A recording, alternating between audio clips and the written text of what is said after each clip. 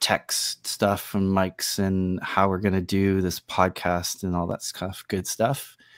And yeah, just lots of calls with Jeff this week on sort of organizing our direction and bonding curve stuff and whatnot. I think that's more or less the stuff. Also, a few other people getting involved, like there's this Act Now fellow. He's got a lot of experience with DAOs, so he's joined our community. And one interesting thing about that is they have an existing community of 15,000 people. Their project kind of went belly up because they ran out of money. So he wants to bring that community over to Giveth. So he's already put in the request that Danny might have seen, and I think she's interacted with him. But basically wants to bring some of those campaigns that he had on his Act Now DAO site to us. And this fellow also is interested in interacting with people like Jeff and so forth, because he's got a lot of experience with thinking about token bonding curves. So it could be a good asset for us too. I'll pass it off to Chris. Yeah, we're still doing check-in, right? So we're a little bit late because of an Aragon DAC meeting. So I worked quite a bit more on Aragon this week. Griff's probably going to give an update on that in a second, so I won't. For Giveth, I filled in. I adapted the role sheet a bit, so I tinkered with it a little bit, and I also added some extra roles that are linked to the wiki. So we'll get that to that in the next meeting. I updated my roles, commented on others. I did the regular community follow-up of people, social media follow-up. I reviewed Eli's funding article, and he's rewriting this because there was still actually a lot of work on this. I reviewed Adam's DAI article, which was already great, so that was an easy one. And then I had a call with Kai and Josh to push the wiki live. So the wiki update is now live on wiki.giveth.io. And I held the comms call. So that's mostly the work I did this week for Giveth. And I give it to Griff. Yeah, definitely this week was clouded by all the Aragon DAC fallout stuff. The big piece, let's see, was that we got the funding from MakerDAO went to the DApp team for their DAI integration, but it's good to close that thread, and showed them how to use the DApp, which is cool. And so Rich will get the notifications of where his funds go and all that stuff, which is fun. And I worked with Jeff a little bit on block science articles, reviewed the DAI article as well. You know, went to some meetings and that kind of thing. Tried to touch bases with people I felt were out of the loop. Did some meetups and just talked to people in Chiang Mai about all that stuff. Actually, I did set up a legal entity in Switzerland just for shits and giggles, kind of. So that's going through the works, and also talking with Bernd about legal structures for a potential token bonding curve, like token sale, doing research on the legality of creating a token for a token bonding curve. And what else? Doing a lot of work trying to find someone in Barcelona to set up our new Giveth office. And yeah, roll sheets. I think that's probably it. We had a funding call that was really good that Michael did last week. That was really awesome, actually. And gave a meetup, and Chris helped us record a meetup in Chiang Mai. It's mostly about Aragon, but still pretty cool. We talked about Giveth for sure. Yeah, and I think that's about it. Pass it. I don't know who's gone. I think that's everybody. Yeah. No, I didn't go back. Oh, okay. So I'll just rattle off the list of things I've been working with in the different areas. So the one that gets the most of my energy and attention is the DApp onboarding and working with the new users. So let's see, we're bringing up how do you say this, Volkdoni? Working with Matthew from Swarm City and got the user whitelisted for that. They're getting theirs set up. I also worked with Andreas to redesign his campaign and milestone layout and get some practice over in release again so that he can get ramped up. Helped Magenta at Bloom. She's got some funded milestones, so helping her get hers all set up. And then spent a good amount of time this week chatting with the people from Crypto Christmas who are now merging with Radicards and also collaborating with this Connecting Cultures group to bring in the artist side of it. So looking at how to set up a DAC and campaigns that support artists and charities through NFTs. So that's been really interesting to look at how to set that up with our learnings from Crypto Christmas, one of which was that having a bunch of tiny little delegations to a campaign that then all have to be moved to a milestone to hit the right charity was very labor intensive, and we'd like to figure out ways to let the user choose which charity they want their proceeds to go to and have that go straight to whatever milestone it needs. So that's been a fun little learning from that use case to play with a little bit. Also have Data Fund. They have their DAC set up and linked it to their 2 campaigns. And Ideal Money, working with Paslar there on his Etherbank stuff to get that up. We also started putting together a form to email everybody who is whitelisted. So basically the reviewers, which was that new thing we talked about last week, and then also people who are in there as project owners and delegates, to just email everybody the email that's listed in there and find out their level of participation right now, what might be keeping them from participating, and whether they plan on it in the future, so we can clean that list up. And then besides that, there's also Reward DAO. So the campaign was transferred to me from Lynn's, which is great, but there was a wrong address in there somewhere, so I wasn't actually able to delegate funds or itself. Just got that fixed with RJ this week. So I delegated everything that we had in the Reward DAO to cover the November milestones, but there's still a couple milestones that failed, and I need to know how to get the coffers filled back up on that so I can finish. And then I'm having people who got milestones for December create their own milestones. So that's really fun. Other than that, we have roles. Got my roles spreadsheet filled out and Unicorn DAC every week. That's me. Thanks. Thank you, Danny. So, Michael, do you want to talk about this issue prioritization Loomio? If it's not necessary to talk about it, you know, people can also just bring up fireside chat topics. Well, I'll just say the one tiny. I mean, I think everybody knows how that kind of drill works now, but the only difference now is, like I said at the beginning, was that I've now indicated whether it's a bug or a priority, or sorry, a feature, so that people can see the difference. And I just know, looking at the results so far, it seems that everyone has prioritized bugs, which I think is a good way to go. But of course, it's everyone's decision to make. But I'm happy to see that we're kind of clearing up the bug backlog. So other than that, I have nothing else to add there. I just want to say, to add to that, every time with ranked choice polls, I've had to vote before I can add an option. So I hope that people are not feeling frustrated or by like not being able to add options. Like if you want to add an option, you just have to go through that step.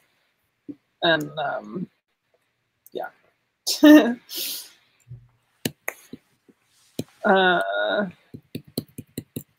Okay, so Fireside chat. I know you were interested in talking about strategy, moves on strategy. Absolutely. Yeah. I have one in there. I was wondering if there is a governance backlog list somewhere. I realized there was one for comms, which I've been missing using ZenHub. But looking over the S3 patterns, we should probably have a list of that stuff. I don't know what Holacracy says, but can we make a list? I would support that, absolutely.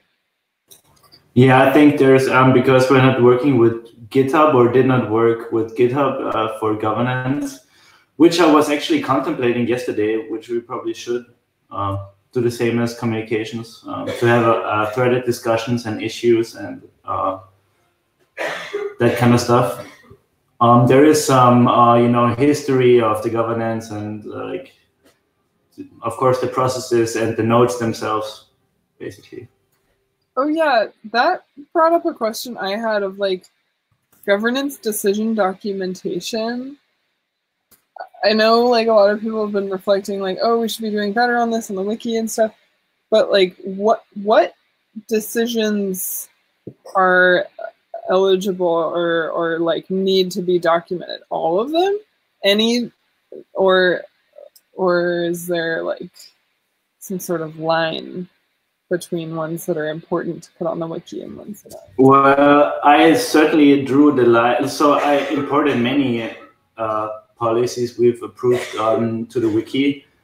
I think I kind of retrofactored it to what we were using, and then I wanted to document, okay, that's where we decided the advice process, should be the process, because it's very important. Or that the Lumio, how the Lumio decision-making works, that if it's, all coming through on Lumio, that we don't have to discuss it. I thought, okay, that's kind of important, and put it there.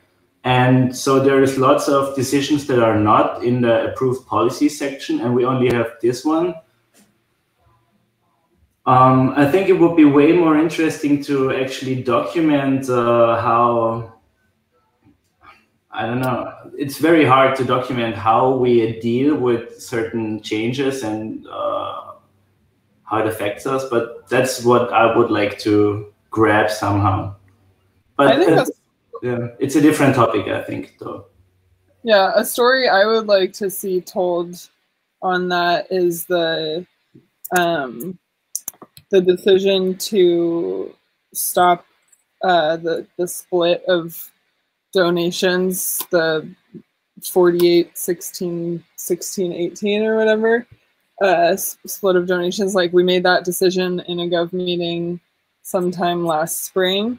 And it's one of the ones that's been brought up the most as like people being like, wait, does that exist? Was that decision ever made? When was it made? I don't remember it being made. Even myself, I was like, wait, I had like this amnesia about it. And so I think that would be a good one to like tell that narrative on the gov decision. Yeah, but that is, for example, one that you were not there yet when that split first came, so that's probably why you have amnesia. Yeah, but there was lots of people that like were around and still are like amnesiac about it. So yeah, I mean, for that particular one, I think it's not. Is it still relevant? Because we said back then, as far as I remember, well, if the DApp works as it should work, we can do all that kind of stuff in the DApp, but Mm-hmm. I just feel like a juicy kind of moment in a decentralized organization's life, and so that's if anybody really is keeping our stuff to learn from it, I think that would be a teachable moment.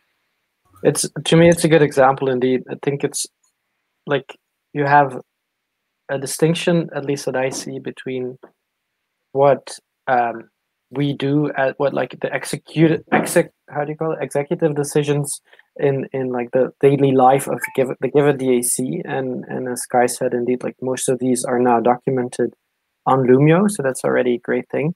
But then it would also be good to like extrapolate out of that what are like the bigger things that happened, and what were the learnings from this.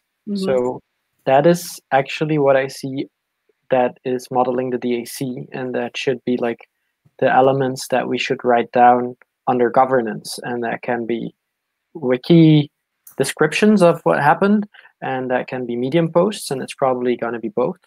But seeing that more, and like indeed like the experiment of having the split and to what that led and what we learn out of this, that is indeed a perfect example of something that could be documented. I would like to see a whole lot more like posts like that. Yeah, I big time agree on that. Everything you said. So one of the things that I read in the Ostrom book yesterday regarding the question of what policies, as Kay kind of put, what policies are policies post having made a decision, is one of the statements that she made in that was that a rule should not be considered a rule unless everyone remembers it. It's kind of one of those things. So it's a iterative process. Did we do that? No. Okay, cool. Have we changed it now? Yes. Okay, and then come back. Did we change that? What happened? I don't remember. Oh, it was this. Okay. Do we still feel the same way about that? No. Okay, let's change it. You know, and it'll just keep going around in loops until it eventually settles. Good or bad news, but. Well, I mean, I don't think anyone does. Anyone want to go back to a split, like an automatic split? No, we I don't can think talk so. about it, but I think maybe no. But it's more about the documenting of what happened and why we did from it, so that future DACs, and that was more the point, I think. Oh yeah, I feel it.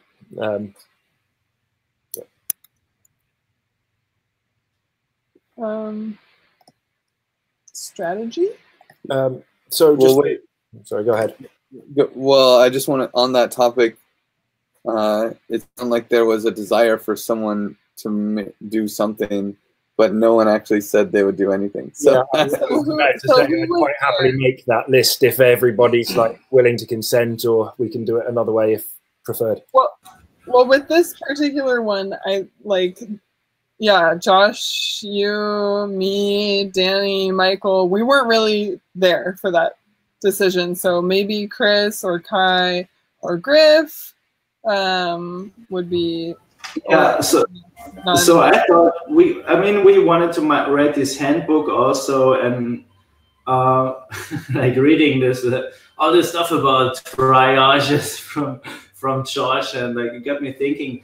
We should like consider at least like 3 people, and I'm just saying like I invite everybody, but I'm sure Josh is game, and I would like to help. I think it would be wise to start a new repo on GitHub, call it the governance repo, and have like a different level of conversation there where we can follow up on stuff and like document research, that kind of thing, without putting it directly into the wiki, and then having a process of, you know, flowing out from there to the wiki, and have a more structured issue, follow up within governance. So I mean, I definitely like the issue. What Comms has done and the DAP team has done is they're both so beautiful. I would love for governance to follow in their footsteps. I don't know if that necessarily applies to this specific thing, but I can write the description. Yeah, you mean like for the GitHub repo? Yeah. Okay, got it. I can write the description. I mean, for the wiki for this policy. Yeah, well, we have already the goals, of course, also for what the governance circle is about, and I think, yeah, it makes definitely sense to create a place where you have actions that then only later end up in the wiki.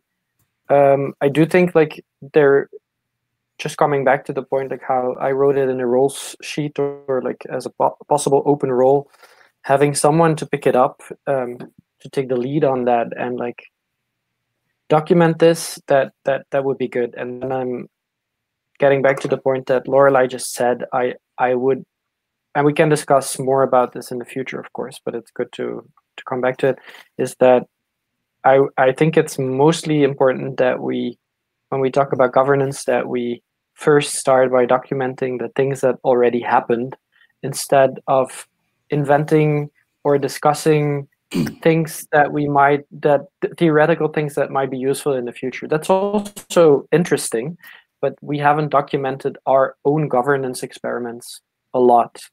So that seems the most useful when it comes to modeling the DAC, what up till now is one of the main goals of the governance circle, I think.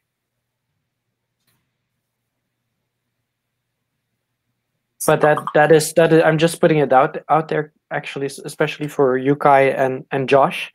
Like, I know there's a big interest from both of you to like dive into new things and discover what is out there when it comes to governance. But I think there's also, when we want to like have more projects on the DApp and just like leave something behind, imagine that we all die in a plane crash on our way to Paris. What will the DAC leave behind?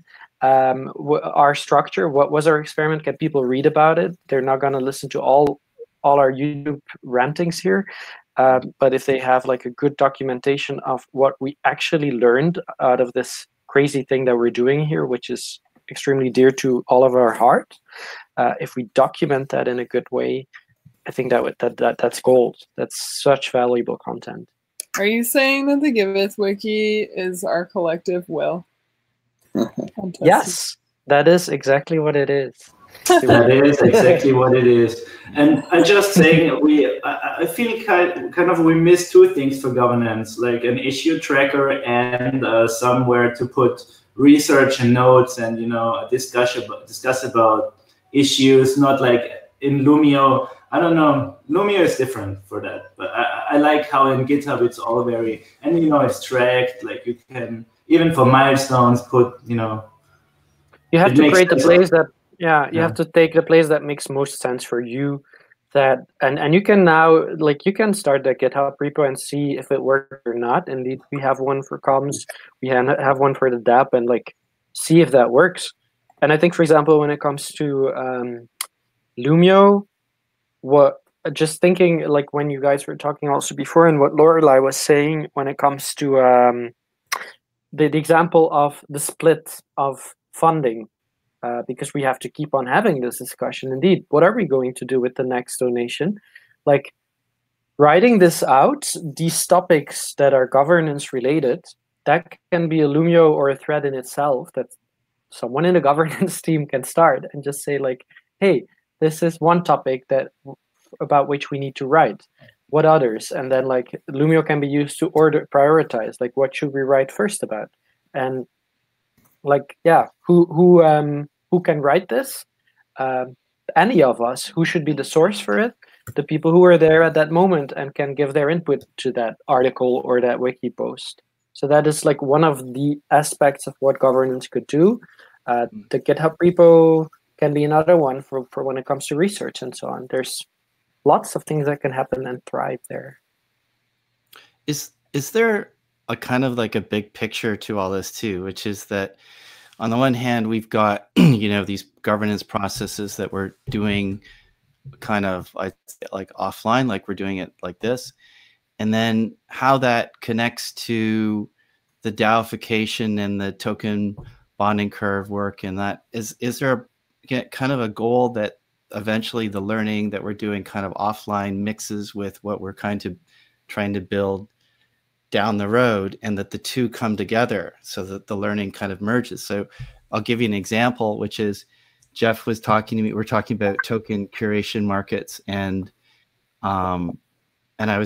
was explaining it, and I was saying, well, the kind of the way we're prioritizing DApp issues is very similar to the model that he was just describing, whereby we have it's a continuous process of reprioritization of the list.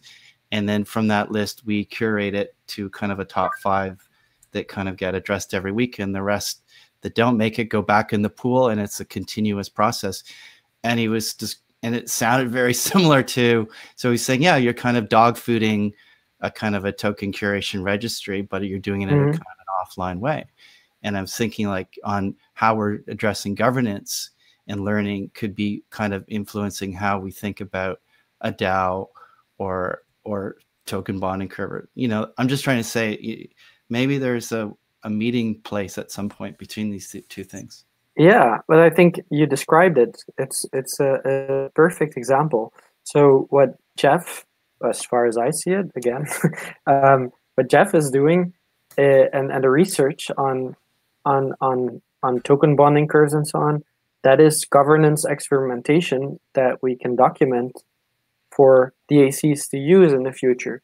The thing that you're doing with the DApp is a specific execution of decision making within our given DAC. So what can already be done is there's 2 tracks there that I see for governance. One is documenting the way that we are now taking decisions for prioritization of DApp issues. That's already an interesting one to just write down, and that is hey, this is how we take decisions about like how we're building our own product, and other DACs will also need to like know, hey, how should we make decisions? And then the thing that Jeff is doing is like looking at the future. That's the experimentation. So these things both belong to governance and should be documented as much as possible, but they come together within Giveth, because we have the governance circle documenting it, and we have the DApp team and the other circles like executing for Giveth itself, if that makes sense. I think they're 2 halves of a whole. Is it Buckminster Fuller that said, that might be in my head from Kay, taking the piss out of me yesterday, but what was it? It was like you build the tools and then the tools shape you, something like that. So you've got to start off by doing an organic DAC, so to speak, and then building the tools out of that process rather than building the other way around. But given that we're doing both, we've got first and second orders to continuously tie together. Yep. There's like 2 tracks that are going. It's like you guys, like people like, I would say, I like labels, but like to me, like people like you, Josh, and Kai and Griff, you're like constantly like, and Jeff as well, of course, like you're looking into all these possibilities and what's possible, and then you have another sort of profile that is just like using it in the practical life, and like these 2 tracks like get together within the crazy world that is Giveth, and it's beautiful. 100%. Feel it, bro.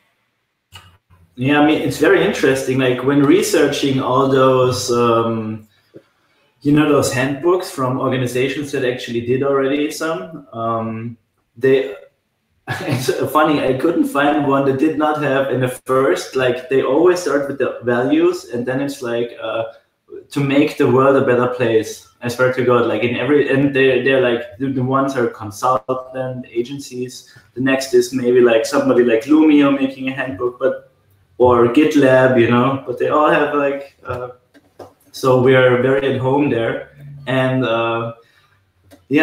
it would be awesome to document this better. We have a very high need from different people, but I think I'm also mostly interested in like you want to have a community or make a community, or something is bothering you and you think, hey, you should do something about it. Here is a good, blueprint and set of tools how to, start from the bottom up and find people to help you with the possibilities of the Web3 and 2 and so on. Mm-hmm.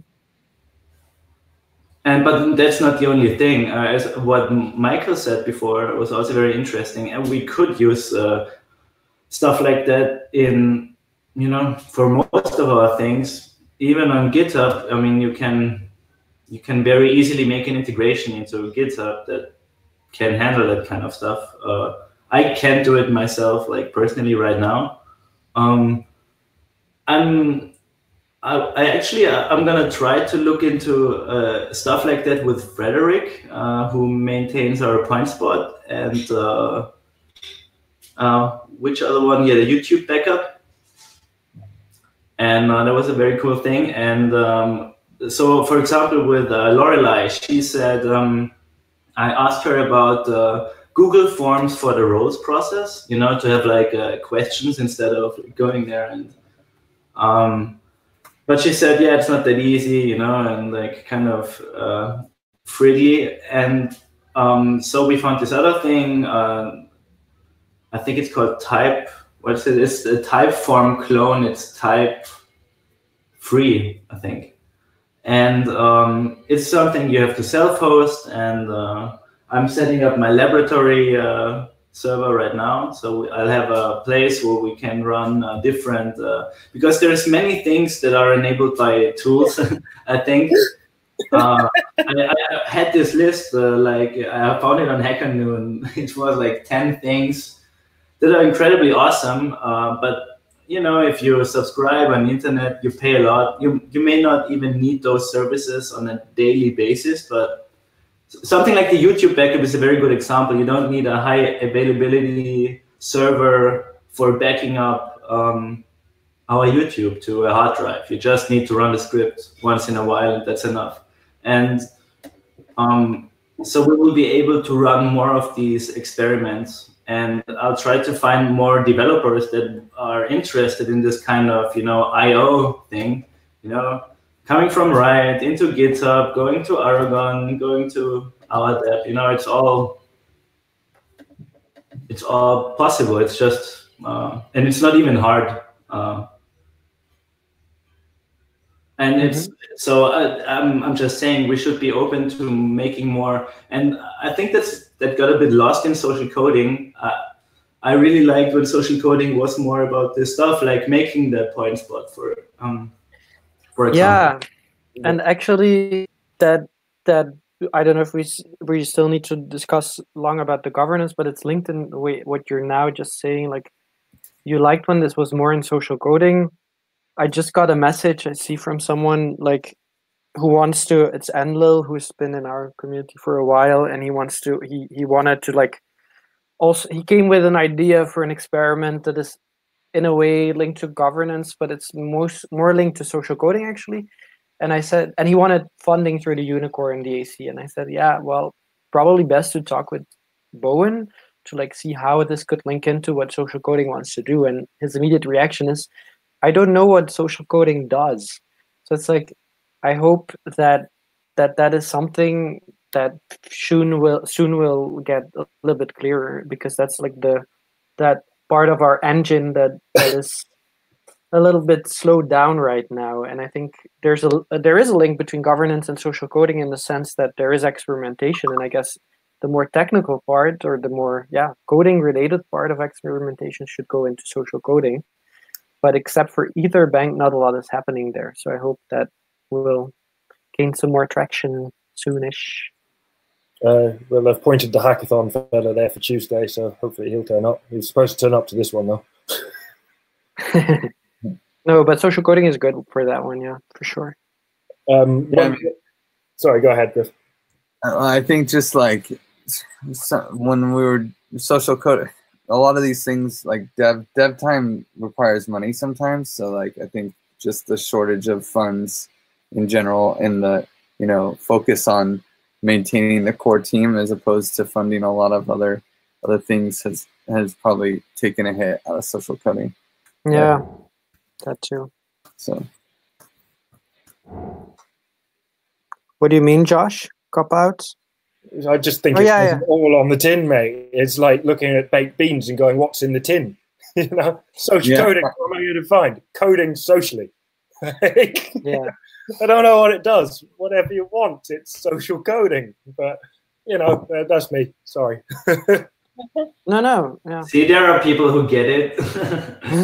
It's really about all of that stuff. And, social coding, supposed to be, you know, for people who want to learn more, who like to experiment, who have a question, whatever. And mostly, you know, construct the tools we need, like the little ones around our operations. I mean, we have ones that are more successful and ones that are less successful, but they're all very interesting and unique. And I think we did a lot of like these small software projects, like the Point Spot, like the Wall of Fame, you know, that are kind of interesting. Definitely. I mean, as far as the Wall of Fame goes, it's like you know, nobody really uses Ethereum. Like there are users still, so it's kind of like you have to. If you don't have a really crazy need, you're not gonna go there. But yeah, it's it will get more. Yeah. I think it's true. Like, yeah. What? Sorry. What? I was just wanting to. Well, I was just gonna say what Griff said, and Kai, you as well. It's true. Like right now, because yeah, there's scarcity. It automatically makes that social coding is less thriving. If ETH goes back up and there's more funding for us, probably that channel is also going to become more active again. But still, I think if we have more. In this period of not having a lot of funds, it would be cool to define a little bit more detailed and not saying like just like, oh, it's a place where people go to like code socially. Like, how does it fit into the bigger give it picture? Here's an idea. Why don't we try and indoctrinate this Stefan guy when he comes, right? Like, make him feel be a friend, and then see if the Odyssey hack will defer their devs to social coding for the spot to meet up and talk about Odyssey hack stuff. That would be fantastic. Because I know he's got 100 AI fucking guys in a room on the 4th, which is exactly why I'm going over. Play participatory games with AI tribes, so it's perfect. But like, if we can get them to funnel with us and we can funnel with them, i.e. if we share news about their hackathon for Kim in that respect, maybe Stefan from their side will push people towards us. Yeah. I mean, the other opportunity is, you know, in times of scarcity, that's when people are hungry, right? So when you're hungry, you tend to get innovative too. And I think social coding, I don't think we've done this, but I think we could have a whole brainstorm just around social coding and how to make it fundable, because I think it's very fundable. Like you could do some pretty cool stuff in terms of like kind of having like a mini online hackathon or something whereby, let's say you sort of compete for the project that gets some funding, and you try to get other organizations to participate in this kind of prize money, and they donate so many ETH towards that prize. So you get bigger organizations donating, you know, 100 ETH each, and it goes towards social coding. And then there's kind of a winner or multiple winners, and then they get funding for their project. And that just is a continuous cycle that happens all the time. Some, you know, ideas like this that kind of provide a mechanism for funding, make it exciting, get people engaged, that kind of stuff, I think could kind of take social coding kind of to the next level and kind of make it stand on its own 2 feet, rather than, you know, having to worry about, can we push some money over to social coding? But that community just matures into something that's kind of like, you know, like going back to the original idea of the DAO instead of the ICO model, where people put money into this pool and they vote on what they think are the best projects. Well, you were posting about Moloch DAO earlier, weren't you? So you get like Ethereum Foundation to try and push something to there to go and spread. Yeah, I like your ideas. But do you guys know about the Blocktermship? Yeah, the Blocktermship was exactly that. It was a previous iteration of that.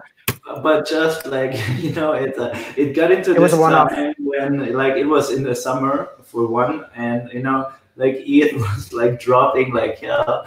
So I would say it was very cool start, but in the end it kind of, you know, like and you know, it dragged until at least 1 month for everybody to get paid out. But you know, okay, maybe you can see that coming. We with crazy technology.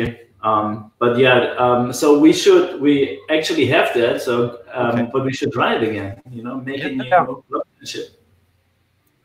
And the other opportunity is also maybe Colony, who are very interested in social coding, who visited us like 2 or 3 times, and they have a bug bounty running, and they would be ready to say or let us use Colony as one of the early communities. Yeah, they really liked us.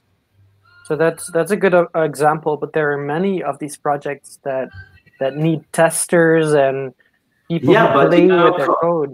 But Colony has this great meta colony aspect, you know, that where it's actually about funding of development, and it's so that you always get something back from developing for Colony. It's a very interesting thing. I would love to have somebody around who's dabbling with Colony, but nobody was up. I mean, I asked and they asked, but nobody wanted to come. Sorry, what? Nobody wanted to talk with Colony?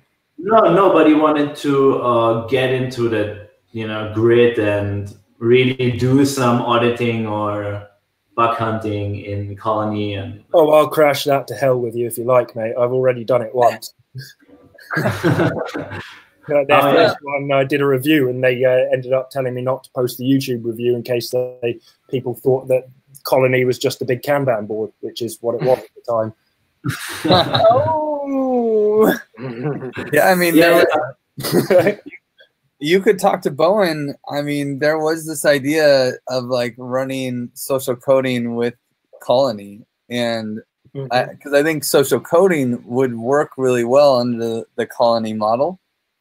Yeah, that's what I thought. So I brought like the Colony guys in, and we had a few talks. It's just it got a little quiet because they have still not released. They wanted to release end of year, and so I think it's around the corner. And they actually wrote me also like Happy New Year, and so they're always interested in talking to us. But yeah, maybe we could push Bowen more to talk to them or get somebody who. I think it was a bit of like the changes that happened in social coding around the time that Colony came in. There's a fella called Liam. Sorry, go ahead. Are you guys ready to transition towards roles soon? Yes. Of course. Are there any loose threads here with this fireside that we want to assign action steps to, or? Yeah, I'm gonna make a GitHub repo for governance and prod Bowen about Colony and run Blocktownship again. Yeah, baby. Okay. And I was gonna say I'm gonna send this I'm gonna send the live stream to Bowen that he definitely watches this. Then he has everything. I'm trying to research where we made that decision. So it's still which one? Oh yeah. So I'm going to make the suggestion kind of on Chris's behalf, and because I can't do it for anyone apart from themselves, but one of the things that sounded like it was a want was to document our stories.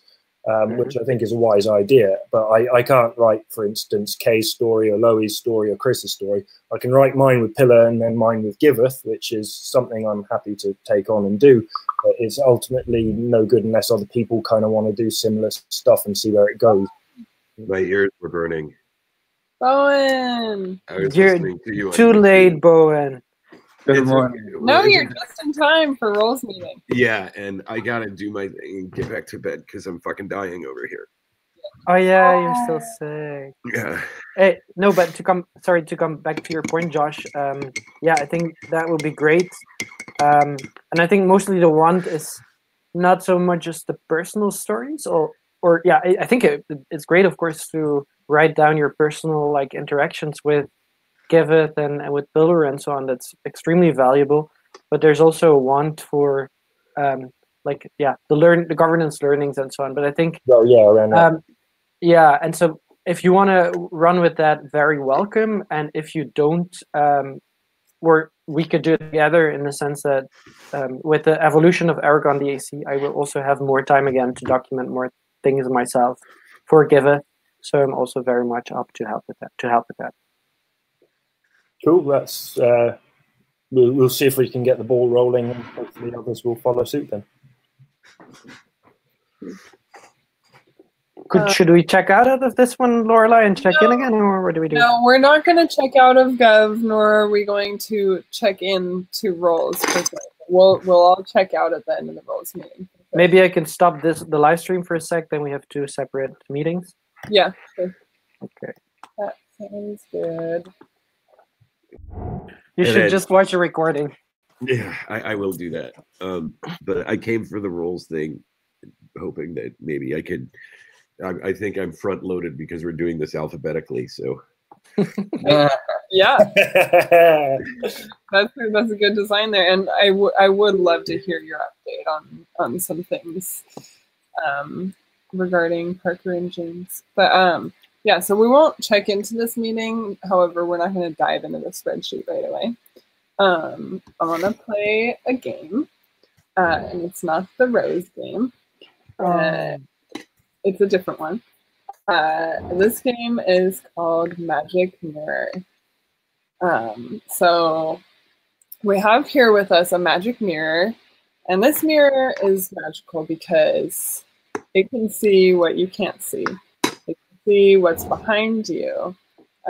So when you or anything is facing this magic mirror, you can see the front, face, which you see reflected back to you. But that mirror can also see the back of your head and the small of your back and all of these places that you're never able to see.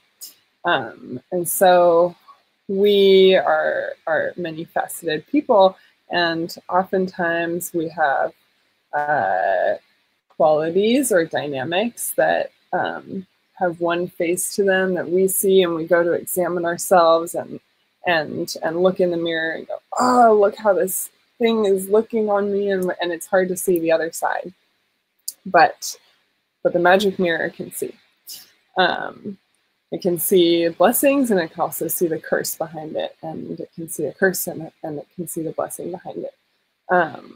So each one of us will get a turn to come up to the magic mirror and say like one thing regarding like Giveth work and our roles that we're filling, one thing that we're insecure about or feel some wavering, some instability or questioning ourselves. And the magic mirror, which is the collective of the rest of us listening, will see the other side of that coin, right? Like, you may be seeing this challenge and this thing to be insecure about, but there's always another side of it. Like, man, I am like, oh, I'm so hasty sometimes.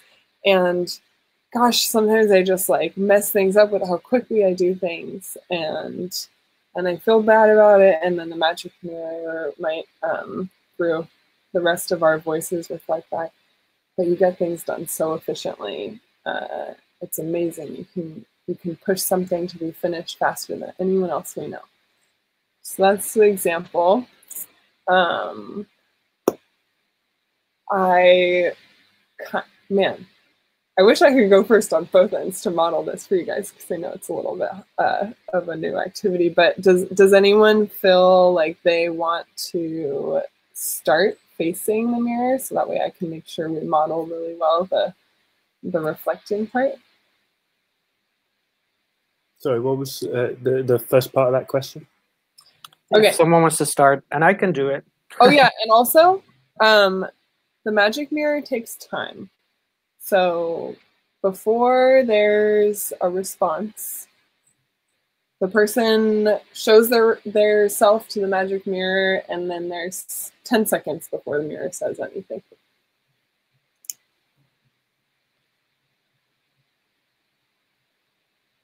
And Chris, you're welcome to go first if you want. Yeah. So what right now, so I'll do what I think that is the idea here, and just correct me if it's not the thing. But so the thing when I think about Giveth right now, what I think that I'm doing wrong, or that is a thing that bothers me about my own behavior in Giveth, is that I know I can have especially when I have strong opinions about something, I can dominate the discussion, and I can be loud, and I can try to impose my own opinion. I know I do this, and I do this because I believe in why we're doing it, and I think I'm saying the things because I think it will benefit the greater good, but it will make people who are less extrovert, it will make them shut up. So that is what I see when I look into the magic mirror, if I did it correctly, Lorelei. Very good.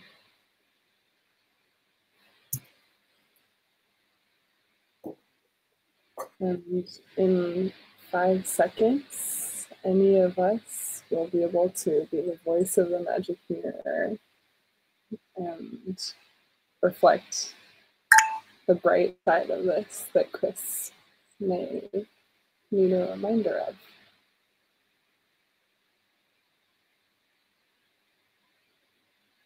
Okay, I'm gonna go first, and we don't all have to say something, maybe just a couple of people. Your passion for this means that you respond to everything like right away, even when other people are like put off by something, they don't know how to respond, and they like just kind of like leave it to get swept under the rug. There's always this like value-driven response from you, and I think it's really valuable to have things be present right away. And your absolute fire for this means that happens even when other people would just sit on it.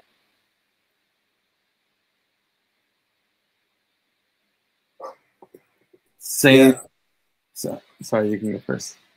Oh, bless. I was gonna say I've seen a few opinions come out of Chris, but like it's usually only kind of when it pushed towards them. I've found, and I quite like strong opinions anyway, because I'm not usually shut down by them. So I quite like having the strong opinions from Chris, because actually it shows me what's happening around the DAC in a kind of general form of understanding better than I have because of his time here.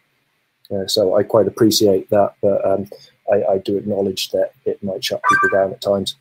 Do you want to go, Griff? Yeah, I think knowing where you stand at any time is really easy, and it's very productive and makes things fast. So, it's okay. Yay! What a beautiful, well-rounded, full sides you have. Okay, who wants to go next? And thank you for the feedback, actually. That's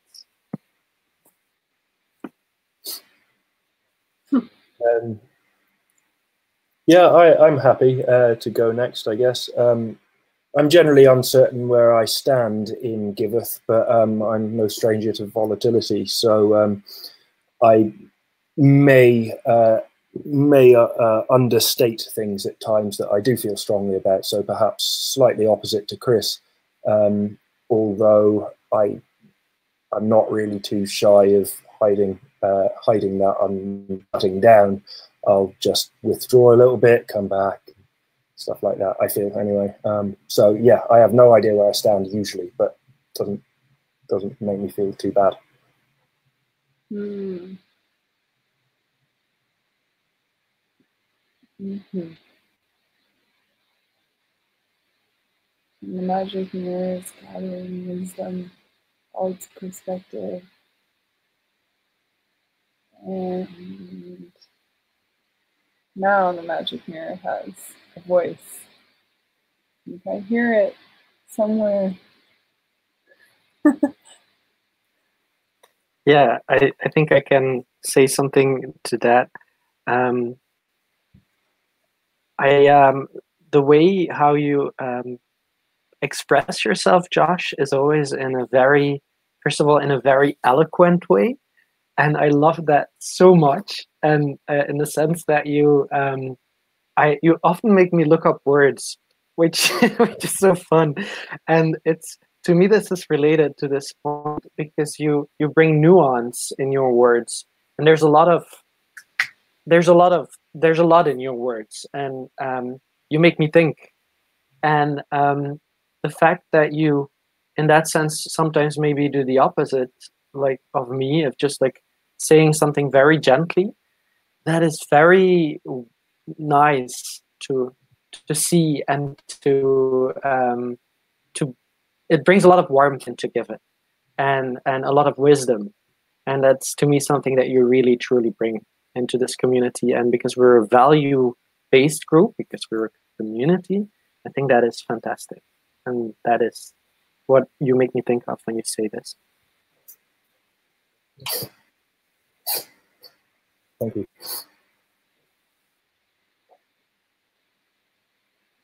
It also allows you to like build trusting relationships with like so many people in so many different corners of this organization, because you're putting yourself everywhere and in a gentle way. So you build this alliance towards everyone, and it's incredibly valuable to like just even have one new person who's building trust with everybody. It like knits the whole group together in a way. Yeah, I would also say, Josh, I think your approachability is really an asset here, and in your willingness to support everybody really kind of comes through. And actually, to me, it's like you're. And I think when you said at the beginning, like, where's my place or how do I fit? I mean, to me, you are right in the center of this circle or this community. I can't imagine you not being part of Giveth. Like, it just seems like you've been here longer than you have been, because you contribute so much in terms of the dialogue and the conversations. So I think that's really fantastic. Thank you. Yay. Does anyone else want to come face up to the magic mirror here? Yeah, I'll go ahead. I feel like when I'm looking in the mirror, I see kind of the opposite of what Chris was sharing, where he goes quickly, which I super appreciate. I feel like I go so slow. Like when something comes up that I have to identify my position on, I need to step back and look at it from a lot of different places and check in with voices and perspectives that are different from my own, and really feel like I've considered things before I speak or act or produce. So that's one of the things that's very challenging for me, is sharing with Michael this morning. I feel like I'm putting so much energy and attention into things to grow that intrinsic aspect and be able to have confidence and speak my position. But it just takes me so long to get to where I'm comfortable expressing it. And I feel like leaves me in a place where I don't feel like I have a lot to show for what I'm putting in. Yeah.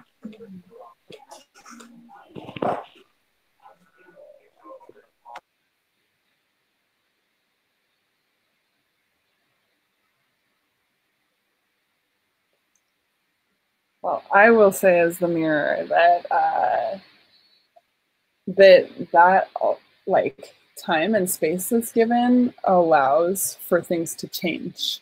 And so often when people put things out to the space that are like inflammatory in some sort of values way, they change quickly. And sometimes, yeah, like the ability to just wait, like gives that space to to allow things to shift when sometimes that's the best thing for them.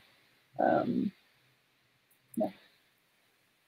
I really appreciate how Danny stands back on this kind of stuff, and I really appreciate how she considers her words. You have to get you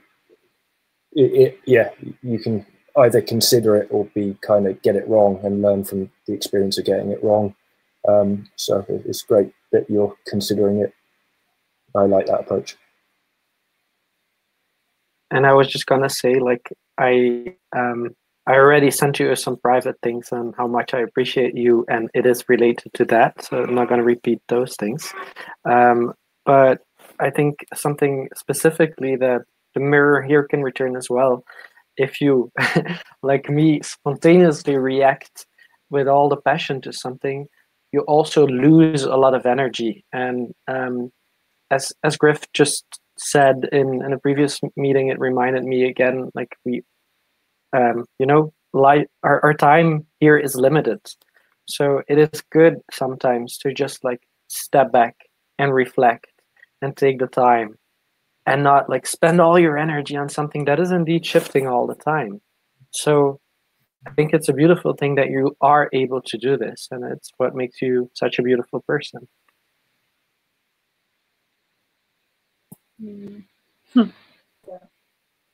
Thank you, Mirror.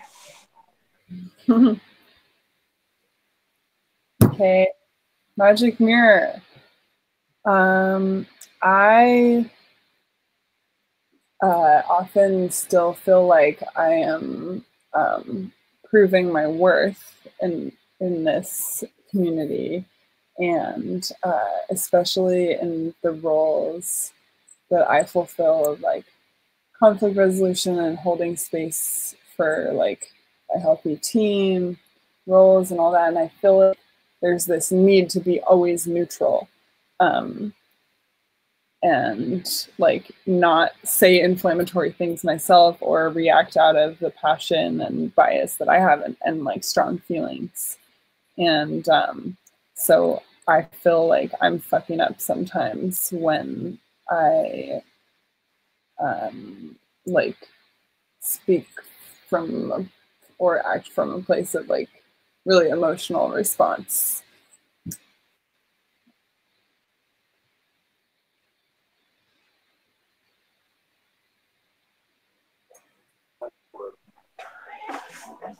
Well, I'll be a mirror for that one first and let you know that that's part of the reason why it's really important that we have these roles and these hats. And I see you putting on one hat and being in that place and then being able to put on a different hat.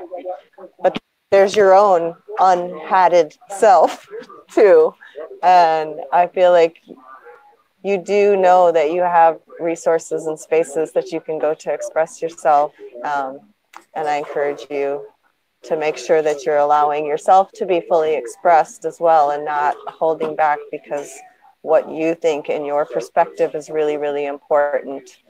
And yeah, that's a good thing for me as a mirror as well.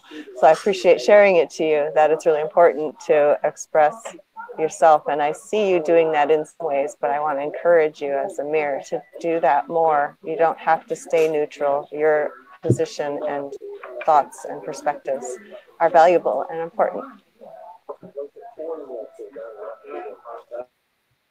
To reflect that, yeah. Danny's mentioned that perhaps you don't get space to express yourself enough, and you probably should. One of the things that actually reminded me of, and I was actually slightly worried for Chris previously because I've seen how hard he works, and I'm sure you're doing the same in the background. It's just less visibility. But one of the things I came across last night was the incentives of appropriators who act independently, however, will lead them to overinvest in any input factor that is not constrained under current rules, which means that if left to your own devices, you'll overwork. So it's why I'm heavy on pairing as well. But I see you guys absolutely killing yourselves based potentially on how you feel perception is happening, which is not necessarily the reality. You need to take in a lot more data points to get that right. So I would feel considerably less pressured if in your shoes, or I would want you to feel less pressured in your shoes.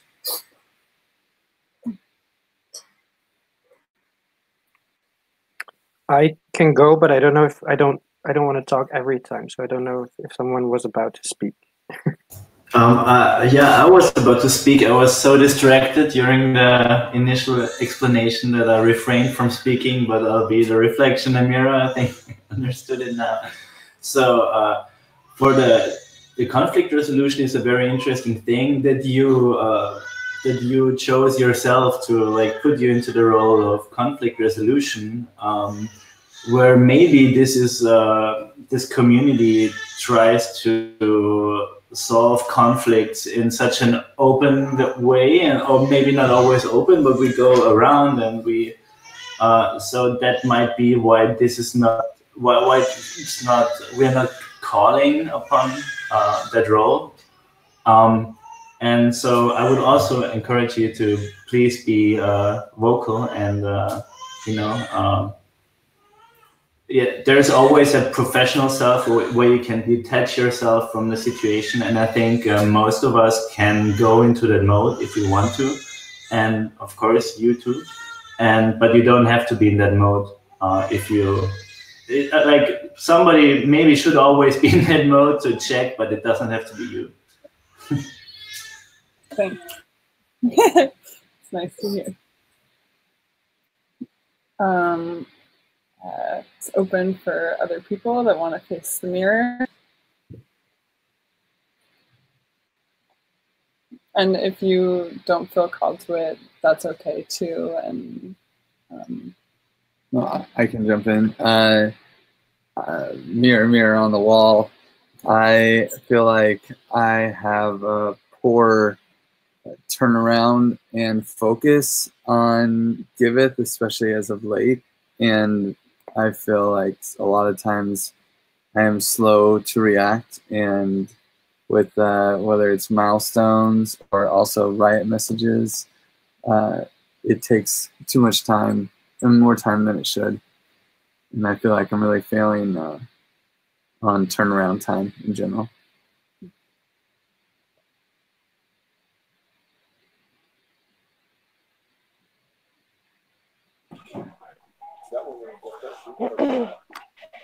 I'll be a mirror for you for a moment on that one, because I know seeing so much that's happening in so many different areas, and knowing all of the different things are new that require your specific skill set and expertise to fully be focused on them, that there's a lot of areas that other people can step up and support in the Giveth, and I know I'm trying to do that as much as possible, but I'll lack of response from you, and I do my best not to give things to you because I know that your time is so much more useful where you're spending it, and I have complete faith that when you look at how to spend your energy and where it can have the greatest benefit, that you're choosing that, and all the rest is going to work out just fine. Yeah, I have there something, a strong opinion as well, actually, or a strong mirror reflection to send to you. I think you should definitely not blame yourself, and that you have a very, you know that you're charismatic and a person and a strong voice. In any case, you attract people, and so actually, like the fact that sometimes your voice is less strong in one of the many things you do can create also opportunity for other people to like let their voice be heard more, and actually will lead to like this Daoification and like this DACing of the things. So that's actually a very good thing, and it's what you want. You're achieved by actually dividing your attention. You're enabling what you want to have, and it's more voices that come in, and there's a more diversified mix, and it is exactly in that aspect that I wanted to tell you now that angered me in Lewis's response when it comes to the Aragon DAC, because that is what anti-fragility is also about. It's like that that we become like this living creature, and it's not just Griff, it's not Griffith, it's Giveth. It's like it's thing that lives, and all these things that you like give parts of you to, they live because the energy that you give to it. But it's like it makes it more powerful. So I hope that makes sense.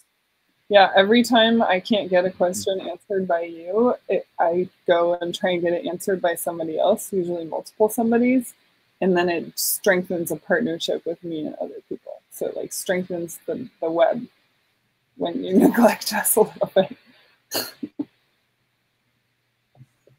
Yeah, I don't think that there are many people that can octopus quite the way that you do, Griff, and I don't think it's no bad thing either. As outlined by Chris in the creating space and stuff, I'm actually very, very glad we got to speak to this all when I met you in Berlin, because I actually got to know Chris better that way, and here I am. So it worked out, and I have seen from the opposite perspective that those that do the strange attractor types like yourself end up being put. It's just because people are following. If you've ever seen The Life of Brian, it's exactly that. And yeah, you're doing quite a good job of facilitating or enabling a murmuring organization. Thank you, Mayor. Okay, checking in on time. It's 1:30, and there's 3 people who haven't faced the mirror, but they don't have to if they don't want to. But I personally I think this meeting will be great no matter how we do it, whether we dive into the spreadsheet now or if we spend more time on the mirror. But yeah, I guess I'll just give a moment now in case, someone I mean, I can try.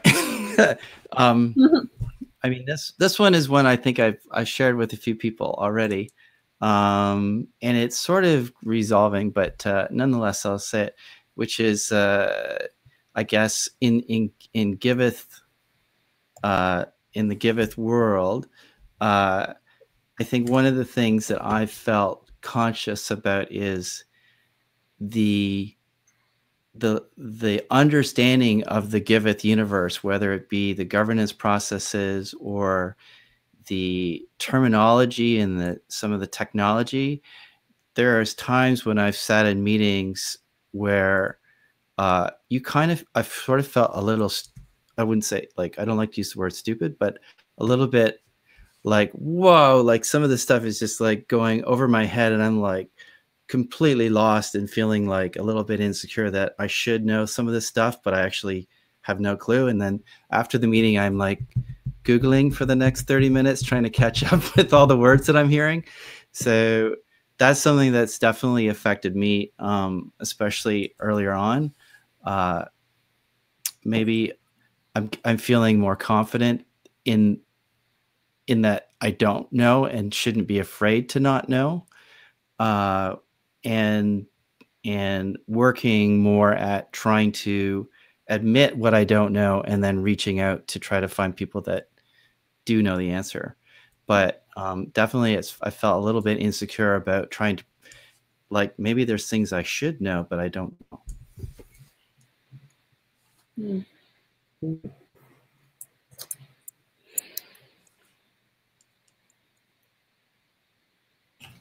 Well, there are always things we should know, we don't know. It's part of this community to help each other when we see, oh, I should explain this again. You know, even if you think you know about something, if you talk about it, sometimes you find out you don't know about it at all. So please always ask questions like, yeah, and it's never stupid, of course. But of course, you know, it's just it's interesting that you say it like that. I think many people do like this. Okay, wow, yeah, and kind of, yeah. It's hard to take part in a conversation, and it's something we should be mindful of. I think it's not voiced enough that sometimes we should, even we ourselves, we know how, or we can approximate how crazy the things are we want to talk about. So should be mindful. And thank you actually for reminding us. But yeah. There's this funny concept called the Dunning-Kruger effect that basically there is a parabolic curve between how confident you are on a subject and your actual, how confident you think your knowledge on a subject is versus what your actual knowledge base is. So the less you know, the more confident you are that you understand the topic.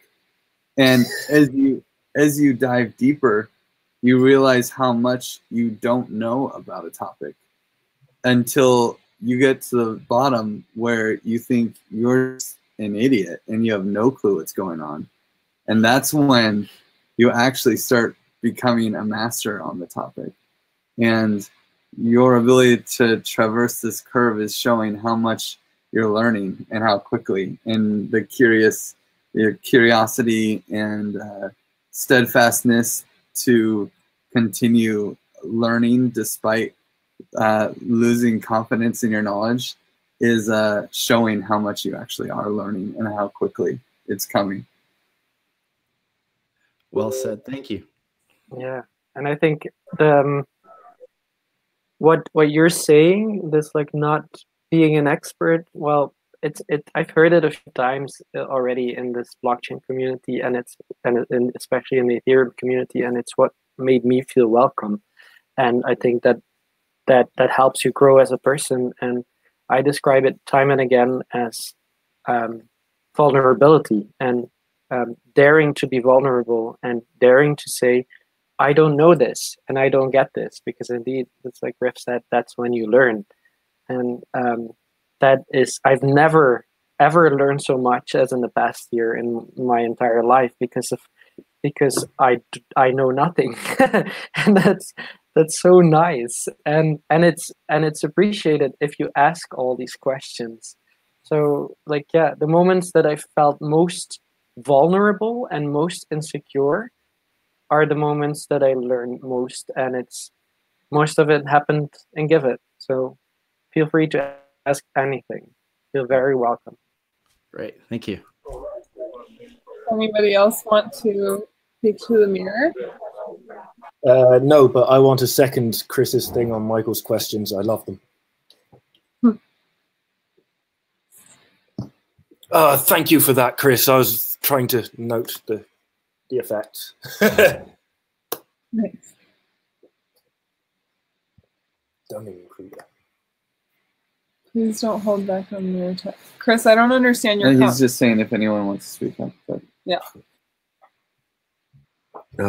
I'm really, really foggy, so this might be short and somewhat strangely incoherent. However, from being so hot on the idea of picking up social coding and working on that, from somebody who has a definite good deal of social anxiety, especially when it comes to like phone calls and things of this nature. It's so much easier for me to just type at people. I think I use my phone like twice a month for anything other than texting. It's kind of being a part, and like the thing that I'm trying to get across is that like the actual interaction for me is much easier if it's just like one person and in person, or like maybe two people are in person, but like a lot of times it just it gets me flustered, sort of kind of like I am at the moment, and I'm sure being sick isn't helping, but but it has led me to like get really good at typing fast and being able to carry on multiple conversations at the same time online, which is super useful for this particular thing. And it also, I think it kind of opens me up to being able to talk to other people that have the same issue. Was that about right? Okay.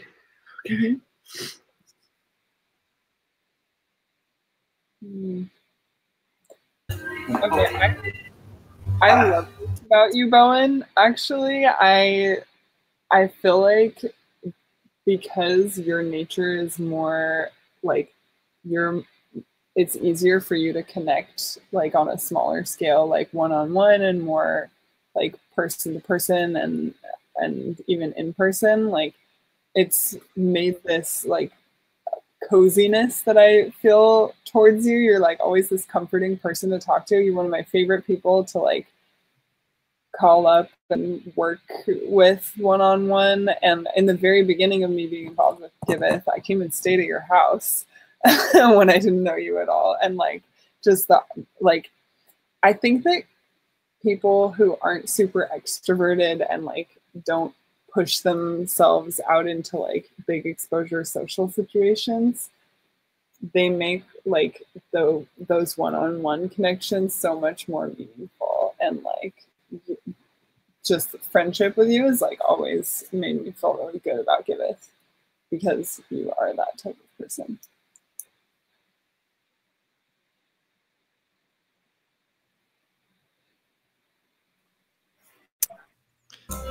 Yeah. Kai, you wanted to talk? Michael wanted to talk.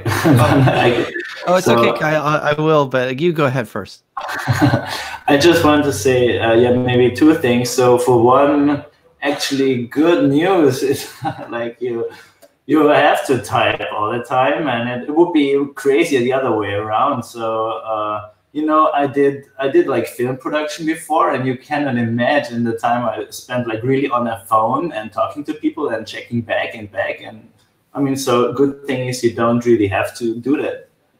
Actually, even within like even outward facing from social coding, you can do a lot with text. And the second thing though is that you have this beautiful radio voice. So it's interesting that you say you don't want to, like call people on the phone, because I would always like to get a call from you, man. Yeah. Like every time you check in, it's like, yeah. Some like a funny feeling. And we're all we might be quirky like at one point or the other. And I think that's actually what I like about everybody so much. So and I feel like the same way too. Like I have to, like I don't want to call anybody and be like, and I hate doing business on the phone, and I like to meet up, but with this thing, we are so far apart most of the time. So one thing, you should definitely try to visit us at one point, because you're one of the few people that has not come over at a meeting, and so maybe try. Yeah, and we're trying to get that sorted out for this year. Because like I don't think it's only one-on-ones or one-on-two. I think like if we have 15 people in a room, you will also feel quite okay, because it's your tribe, man. And with that, I'm finished. I feel very comfortable with you, mate. I love interacting with you every time I do. And you don't generally talk over or jump down on anything. You don't make assumptions. So I just generally like interacting with you. So yeah, group or otherwise, I think you do great. And I would love to do more one-on-ones with you, but I know you're ill. Yeah, I was just going to say, Bowen, we've started to interact a lot more recently, and we've been in a few calls with people and whatnot. And it's funny, like you say that, because for me, as sort of also pretty new, I was actually thinking so the way, in a way, the way you perceive yourself and the way I perceive you is very different, in the sense that I always perceived you as very comfortable talking kind of in a group setting. And it's funny that you mentioned that you're not, because you actually come across, to me anyways, the opposite of how you feel about yourself.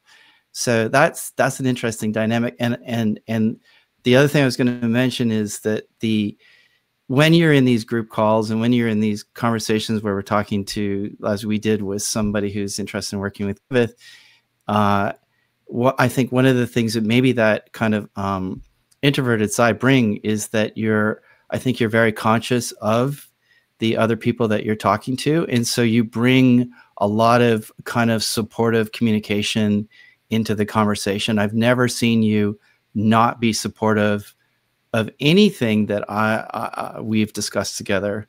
And I think that warmth is something that you bring into the group and when you talk and as well as the one-on-one setting. And sorry, I have to add one more thing. And that's like the fact what you said, that you got really good at typing really quickly. It is true. It is amazing. And it's fantastic to be in like one of these long rants with you where you just go and go. And I like doing that as well. And it's a very good way of just like indeed being able to do other stuff at the meantime and being in multiple conversations. Because yeah, like some of the people here know it.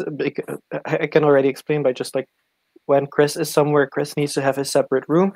I have social anxiety as well, which some people find strange to hear from me. But I have to be able to run away and hide. So I get that point very well, and to me it makes communicating with you so easy. So I'm not going to repeat everything that everyone else said, but like it's one of your biggest skills that you're so good at expressing your opinion by typing, and you do it in a very nuanced way. You really made me think a lot. For example, about some of the tensions we had earlier, not between us, but you know what I mean.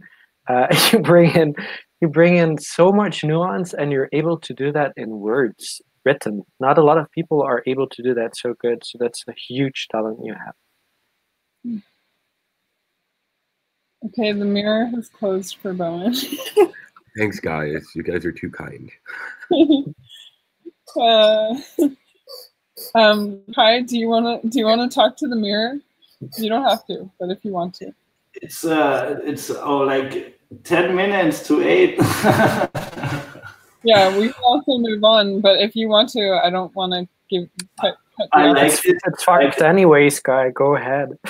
Really fun thing, but you know, like whatever questions I had about myself or my role in this or my place were all answered by whatever. I don't know. I feel like I was looking into the mirror already, and you know, I could now come up with stuff like you know how I feel like swamped, or you know, I don't think we're that much different in whatever. I will be a mirror for the whole thing.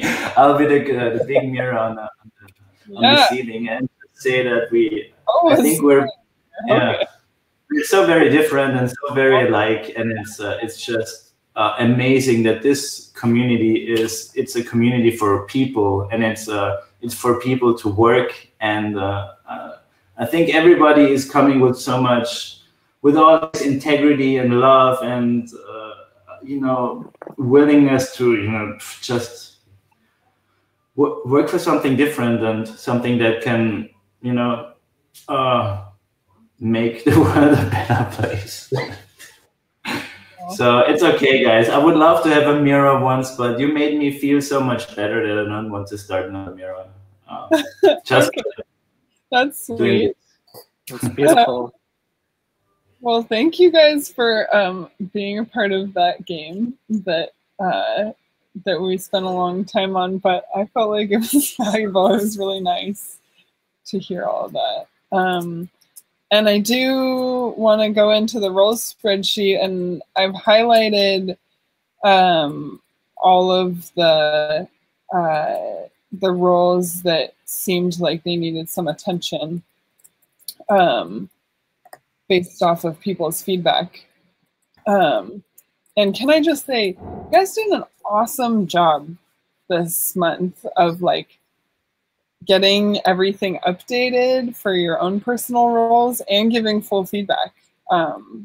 It just really worked out, and I wasn't sure it was going to last week. I didn't have a whole lot of faith, and I think people are just actually getting the hang of it now, so they aren't needing to do it. You know, they just get it done, and that's amazing. So, okay. Let's just start with Bowen, because I know that we want to set him free to go back to bed. So, Bowen, for you, as far as like your role specifically, the social coding delegate is highlighted here, mainly because I just kind of was putting an orange box on anything that was like less than a 4.5 on the overall score. But I just want to say that reading through all of the feedback, it seems like any reason people weren't giving a 5 was because social coding in general is having sort of a slump and a stumble as transition is happening. And that it wasn't really about like the way that you're filling this, except for a little bit more thorough action on the role sheet. But yeah, I don't know. Did anyone else want to say something about that? I mean, it's roles, not souls, right? So it's not about Bowen's work. It's about social coding delegate changed hands. It's always hard. Yeah, exactly. Yeah, it's in process, isn't it? And then we just want to hear from you about Parker and James Zaki and what the story is there. Okay. So I did have, I talked to Parker for like close to an hour, I think. We were just, maybe it was a little less than that. It was starting to get sick at that point. So this was on Monday, and I had a chat with him about, you know, making sure that you know, finding out what his, if he was still into the idea of doing grant ops and working with social coding and Giveth in general, and he expressed to me that he was definitely down to help in any way that he could, but being as like not much is happening right now, it's kind of on call. So like he's written up documentation and stuff that was during the Yaler period, and I've shared some of what I've gotten from them. I'm asking if he has any more, but I asked him to actually fill out his role on the role sheet, so that was actually him that put it in there. That's awesome. And he's on he just left for vacation last night, so he's away, or he would have been here at the roles thing, and he said he would be at the next one. So yeah. As far as James, James is a little bit more. Hold on, before you move on to that, I'm gonna let people know I'm creating sort of a new indicator for like an on-call role, and a lot of these ones that are highlighted will end up just being turned into. I put a yellow box on it. I'll probably figure out a better way to denote that, but this idea of like there's nothing really wrong with this role right now, it's just not active, and it's a reactive role, not like a push things for. Go ahead, you can talk about James. Okay, yeah, and James and I haven't been able to find like a time that worked yet. He's in Australia, but and he wasn't able to make it to the Monday thing, and I said we'll have another meetup. Maybe he can make it to the Tuesday sync or something to that effect. And I haven't gotten back to him about that yet, which I will have to like check in with him and see where he's at with that. So I haven't like actually had the time to go over with him exactly what it is that he wants to do as far as that role. So that's why I didn't fill it out. Is that one also going to be an on-call? I have a feeling that it's going to be like sporadic events and contributing like maybe to the wiki. I think that's where all of that's going to be. So it is also like it's a sporadic role rather than an on-call, but I guess they can probably both be yellow. I'm gonna leave that one orange until we hear back from him, or until you hear back from him. Sure, no problem on that. And did it come up at all when you were talking to Parker, like the white paper thing? Because lots of people seem to have questions about the status of the white paper, like further down in Parker's other roles here. No, but I tell you what, I will ask him when he gets back on, when is it? Wednesday.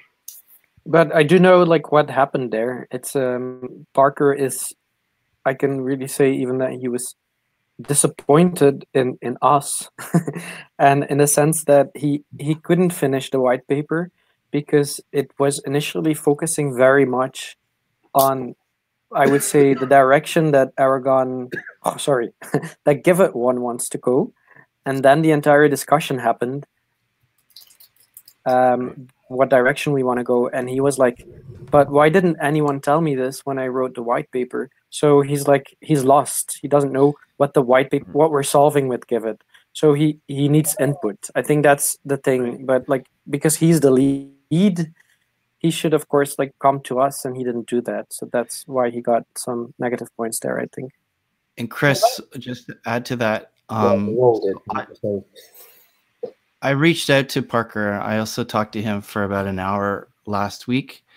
He kind of expressed some of the things you had said just now, but I've been trying to bring him back into the loop with us. So he's been part of the sort of the first DAOification token bonding curve meeting we had on Monday evening or morning in Thailand. So trying to get him back involved in helping along those lines. So I think there's hope. Cool. That's new information. Thank you for bringing that, Chris and Michael. Really appreciate it.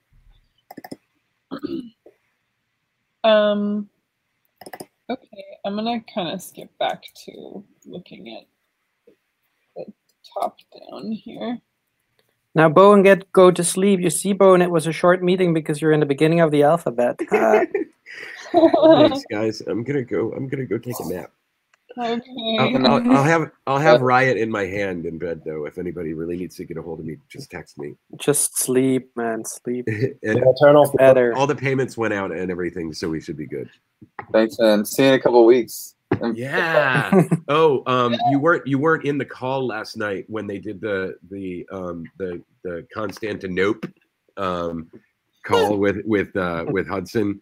Evidently, we're all having a board game night with Hudson. Oh, good. At my crypto house. So good. All right. I will talk to you guys soon. Thanks a lot. See you, man. Bye bye. Get better. Bye bye. Contributor coordination got some interesting feedback. Trying to look at why this was orange. Oh yeah, there was like more desire for points being dished, and Danny, I'm wondering if there's something that you need from people to like help make that happen, or what? Because like, yeah, it seems to be a feedback around people that like, yeah, we should be dishing more points. I don't know. How do we make us do that? Well, I think you got to trace it back even a little bit before that, as in what is there that people can be doing to dish points to them, and who are they that we're dishing points to? We don't have a lot of new people coming in for the last 2 months taking on anything to dish to. Everybody who got points dished in December has been here for a couple of months, contributing in different ways for the most part. So I don't know that it's that we need to poke people to dish more points, as we need to encourage people in the ecosystem with things that they can pick up and work on. I'm doing the best I can with that. I also just shared that for some reason the sheet doesn't seem to be showing any points dished past December 20th right now. So I'm asking people to go in and take a look at their points, and then I'm looking at the spreadsheet and realizing the points aren't there for them to look at. No.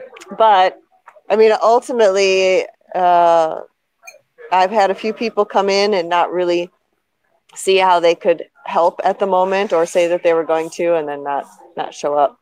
So I think really it's finding things that people can do and who's going to do them. Because I scroll through these rooms and look for who's commenting on things, who's posting articles, who's sharing information, and we can dish points for who's showing up and with what. But I feel like it would be a good focus upstream from that on who do we want to be encouraging, and let's get some work into their hands to dish on in the first place. That's a great answer. Do you also need some technical support on like why those points are disappearing from the sheet? I just posted the question in the Reward DAO Riot room. Okay. Frederick. Ping Frederick about it. Frederick. And Yeah. he's somebody we can dish points to.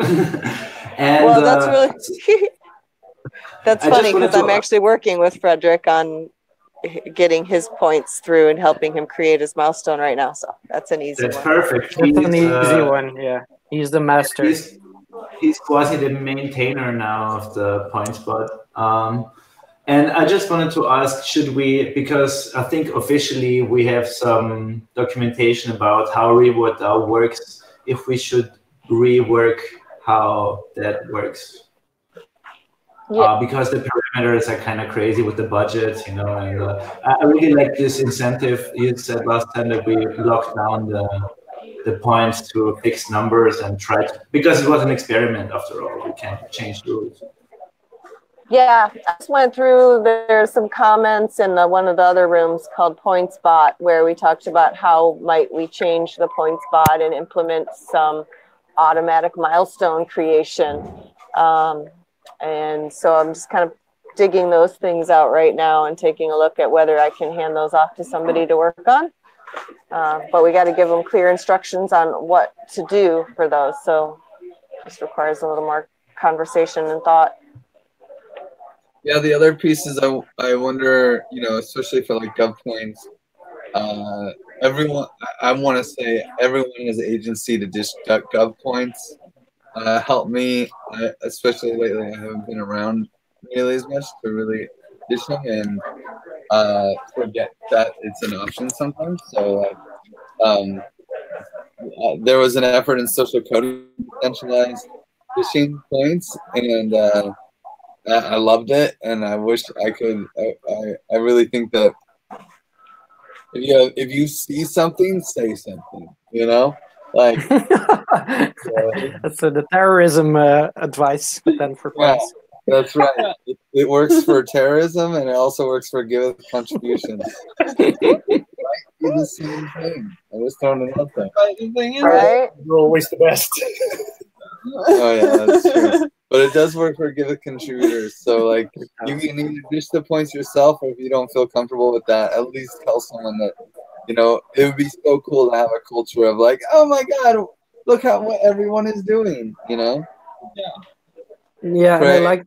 I like what you did there with saying how much value you give to a point, because I did not like the social coding experiment because some people gave like 1,000 points and others gave 20, and it was impossible to make any sense of it in the end.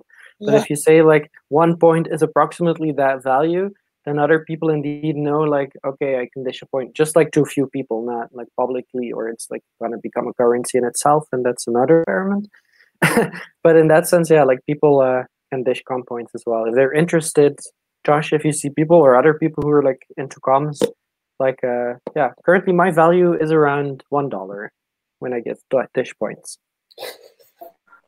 Yeah, the other thing is that since I just got campaign ownership on Reward DAO, I did write up a new introduction to the Reward DAO to go over some of the changes and that we're encouraging people to create their own milestones. So I wasn't able to do that edit until just yesterday. RJ helped me get some fixes onto that. So that's why I'm thinking about this a lot right now. It's time for our next iteration of changes, but also communicating them to the public. So and next time, don't ask RJ. Don't bother RJ with that, or Josh. Huh? For wiki well, changes. it was actually no, that's not what I said. There was a problem in the ownership of the campaign. There was an incorrect address in the contract that only RJ could do. That is for RJ. Sorry. So yeah. I thought you said you updated the documentation. No, I posted an issue that I couldn't update it, and it was something he had to fix. Okay, got it. Yeah. Okay. Thank you. Also, just to remind people on that, Kay has enabled merger pull requests to notify people, so things won't go through on the wiki unless somebody signs off on it, I believe. But maybe you can speak to that better. Yes, true. It's just a more restrictive thing. I put it in place because people were still committing stuff we said not to commit, but it's okay. Yeah, so if you're very unhappy about that, yeah, we can change it again, but I think it's a great practice to have a reviewer on pull requests and have proper Git management. It's something we can all learn from, I hope. Quality control. As long as people are on top of it, then it's fine. I'll be on top of it for sure. Yes. I want to, moving on to the DApp onboarding role. Just want to call out that this got a perfect round of feedback. It must be, I mean, it's not about a soul, but that role must be being filled really well by some soul out there. Yay, praise. Praise. As well as whitelist gatekeeping. Danny, you're rocking it.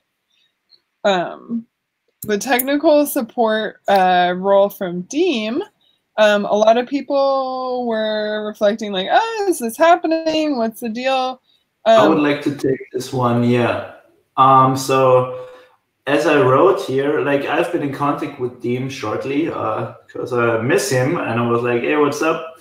And so he's working on other stuff, and I must say this role does not make sense in general for me because it's really depending on what you need. So my actual input would be to make this different. Say like technical support is not in the realm of roles because there is a person for everything we have in Giveth. For, like might be the Wall of Fame or the Point Spot or the DApp or the, like you go to different, and so we should keep maybe a better list of maintainers instead of, and be like, okay, so one person knows they are the main maintainer. And I think that's often lost, like, and because these people that can say, so, but yeah, I have to do so much and maybe get incentivized better, or I don't know. Kai, can I just empower you to make those two different roles? Because it's totally open on this role sheet for you to create roles that you see people doing that are not. I wanted to talk about it because it's something that's bad to have in the role sheet in a way, because it's almost its own section. It should be there, but those people or the people mentioned there probably wouldn't come to the roles meeting. So, I mean, I can take this as part of the web infrastructure, and in general, I try to find who is the maintainer, and it's part of the permissions list anyway, so I can do the documentation on this and try out and ask the people. But I just wanted to ask, like, what if there's an input on the process or how we should split it? Maybe put it all to the end where like we have a technical support. Yeah, like I said, ... I think that's a good idea. It makes sense. Yeah. It's also like the Google Sheets wizard, like, so this kind of stuff, so we could have a list of like who is, yeah, who can give support. there was another comment to that effect by Michael, like commenting on Griff's Google Sheets wizard role. That's like, oh, does this really belong in the role sheet? I'm gonna make a skills sheet. And I actually do feel like those things are roles just as much as they are skills. So I still want them to exist in the roles sheet. I mean, if it's in a different section, that's fine. But to me, they're not just skills. Because somebody can have a skill and really not be available for it. So, will that kind of stuff be going into the CRM eventually? Because, personally, I'd put them in Evernote and then just tag them both kind of ways, so that you've got roles and skills. And then whenever I hit the filter on skills, then it'll give me a list of skills kind of thing. But if the CRM's able to handle that, that might work. The CRM is crazy, man. It can handle all sorts of connections we want to make. It's just overwhelming, man. Sorry. Right. But that's a great suggestion, Josh. Like even just having a tag for whether this is a roles-based contact or soul-based contact or both, and how. That's actually really useful. Yeah, that's good. Role or soul-based contact. That's a great idea, Danny. Okay, awesome. Lorelei, I meant to say I would create a skills sheet, not that I will create a skills sheet. I changed it, but I'm fine with just putting it somewhere else, like maybe just in its own spot, but continue to be on the roll sheet. I just see just a tiny distinction. That's all. Totally. I mean, I see the distinction now too. Now that you guys brought it up, I think it's. For me, it's just the practicality of this sheet, and you know, we are not quite there because publish is broken somehow. But you know, in the end, it would be nice to really link to this, or like grab the data from it and display it somewhere, so we can so people can find out who to call up for whatever they need. So in that sense, it would be nice to have maintainers of stuff here as a list. But also, I agree that it's not part of the how roles work, I think. But you know, that it could be like we could try to make all maintainers. I mean, there's not many that are not part of this circle here even, but just like a few things are out of this round. But maybe they want to come in, or I don't know. Cool. So moving on, you guys have some good action steps there, and I wrote them down so I can remind you of them, but I hope you guys will write down your own action steps as well in general in this meeting.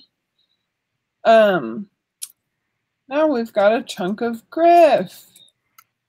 And so the main thing that I want to bring up about some roles with you is that I feel like in the abolishing of circle leads, like some things that you do got erased off of the roles sheet and never like recategorized into another role. And like I was looking on here and I'm like, okay, where in your accountability is like, for example, facilitating the governance or the community meeting, which you still, it's nowhere. And there's other things that you do for the Gov Circle, I think, that just aren't, that are still your circle lead duties that aren't really like, okay, maybe we don't have circle leads anymore, but there's a lot that's not being expressed. And then there was also some confusion there because there's a role that lists Josh as potential leadership of Gov Circle, and I thought that was confusing, especially because there's like all this stuff that you're still doing, but you're not saying it on the sheet. Yeah. Yeah, I guess facilitating the community meeting should be on there somewhere, because I do usually do that. I pretty much, I think that was just left off the sheet because I think I just changed the circle lead to campaign manager and left the. Yeah, but campaign manager doesn't really express it, right? That's true. But yeah, I think you could create a role which is like a sort of, you are the DAC delegate, and like managing, or managing the community meeting, the DAC meeting is your DAC delegate role. That's part of that role. Yeah, I could add yeah. And so the governance thing that is in there, for which Josh, so I think that was a role I think I described a little bit, which was more like the governance experimentation and the governance, the modeling of the DAC. So that part, Josh put his name in there as like potential candidate.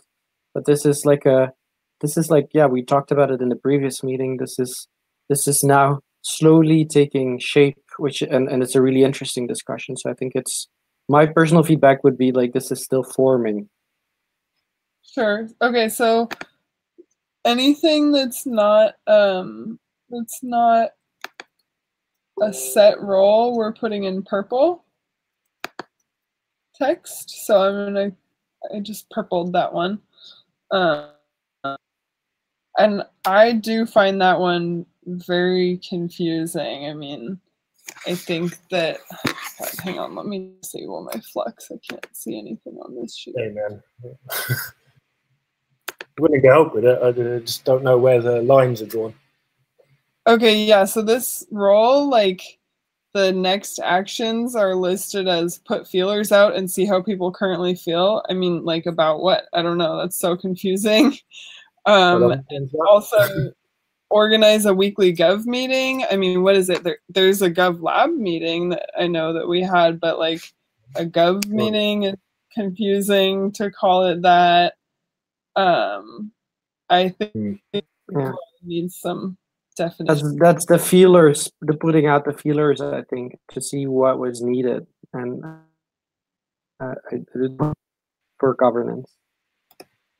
Yeah, I've not been active on that role. I think I said to Lo in the roles discussion or whatever discussion we're having is like, let's get some feedback on this and figure it out.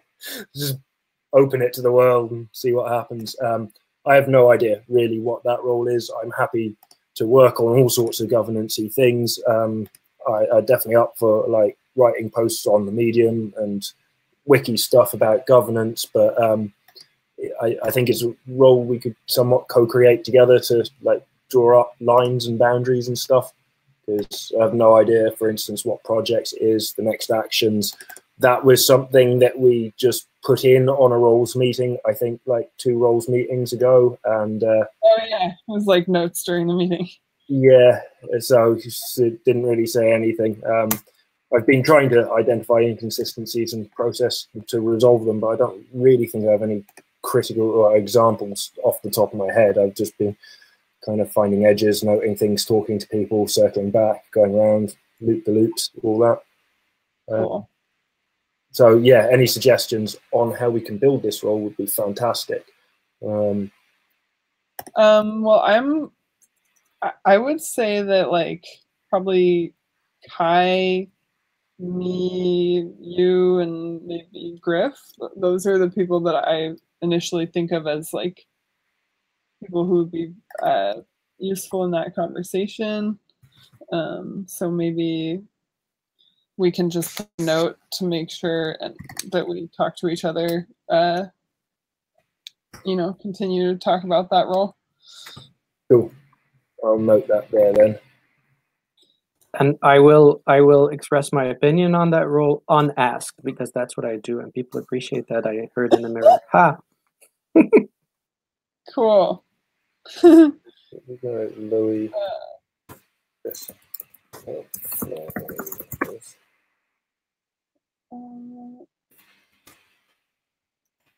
Sorry, I'm just noting this down. Well, let's see. Is there anything else? Okay. Your Google Sheets wizard role was highlighted because a lot of people were questioning it. Oh yeah, I think we're good. We talked about that. So the Gov content owner, like, do we need some clarity there? Because I think the whole try Josh thing. Yeah, I think it's like this is as the other stuff before, something we can like put to the. I already put up the repo and invited all of you, so we can. We should make it an issue there. I mean, it's not an issue. It's just like prod each other to do it and do it. Actually, do it. It's always doing it or finding people to do it. So we need to dish points and could look for people. But this is actually something we have to do ourselves, probably because we need to know what we write about. Okay. I'm gonna make a note to talk to you later about that, Kai. I don't think. By the way, I have to jump off, guys. I'm sorry. It's if there is nothing like really pressing. Well, let's see if there's anything for any of your roles. Actually, there's one link to. I'm just reading the feedback that Griff gave for Wikistructure Guardian, but Kai actually gave some good feedback there. I don't know if he put it in the sheet. I put it in a sheet that I think that's not a role really. Like, it was temporary. I think he did a great job with this thing right now, but like we remain consistent by having Git set to like crazier settings now, so it won't allow direct push. And as I said, not many people are really working on a structure or trying to rebuild it anyway. So yeah, and that's the thing. Indeed, it's like to address that comment of you, Griff. Actually, after talking to Kai about it indeed like that aspect specifically is indeed the response that not many people tamper that much with like the entire structure of the wiki, and that is so I don't think. Maybe indeed it doesn't need to be there in a separate role, because it will normally be me anyways who wants to like start this off again if it needs to be changed. And the reviewing process will also help to like not to do any crazy changes in the structure of the wiki. That's the only thing I want to prevent, that it turns into chaos. I want to be sure that like for external people, they can find their way easier, and I want to keep on building on that. That's the intent of that role. That sounds great. You just want to be part of the advice process if people want to change this. Yeah, so it's definitely not meant in a power grabby way. It's more meant in a like keeping clarity that I think was missing a little bit both in the wiki and on the website, and these are now perfectly aligned, and that makes me really happy. Okay, good. Why can't I see domains? All right, bye now. Bye, Kai. Bye. Bye. I can't find the domains tab. And goals. What? Which one? I don't know. My role sheet is ENF are hidden for some Why? reason. I don't know. Someone Who did it. did that? Who did that? Show yourself. Do you Shame. know that Probably when don't. you hide things or filter things on the Google Sheet, it does that for everyone? I do know that, and I didn't do it. I know. I'm just putting it out into the abyss for whoever. I did it. I did it, and I knew it would do it for you, and I didn't care. I needed to see. Thank you for speaking out, Danny. It's beautiful. Go on, Danny. Okay, so about the domains on that role, I think maybe just the way to reflect the like new clarity on that role, Chris, is to not really have domains on that, because there isn't the idea now of this role is that you don't exclusively control this. Is that?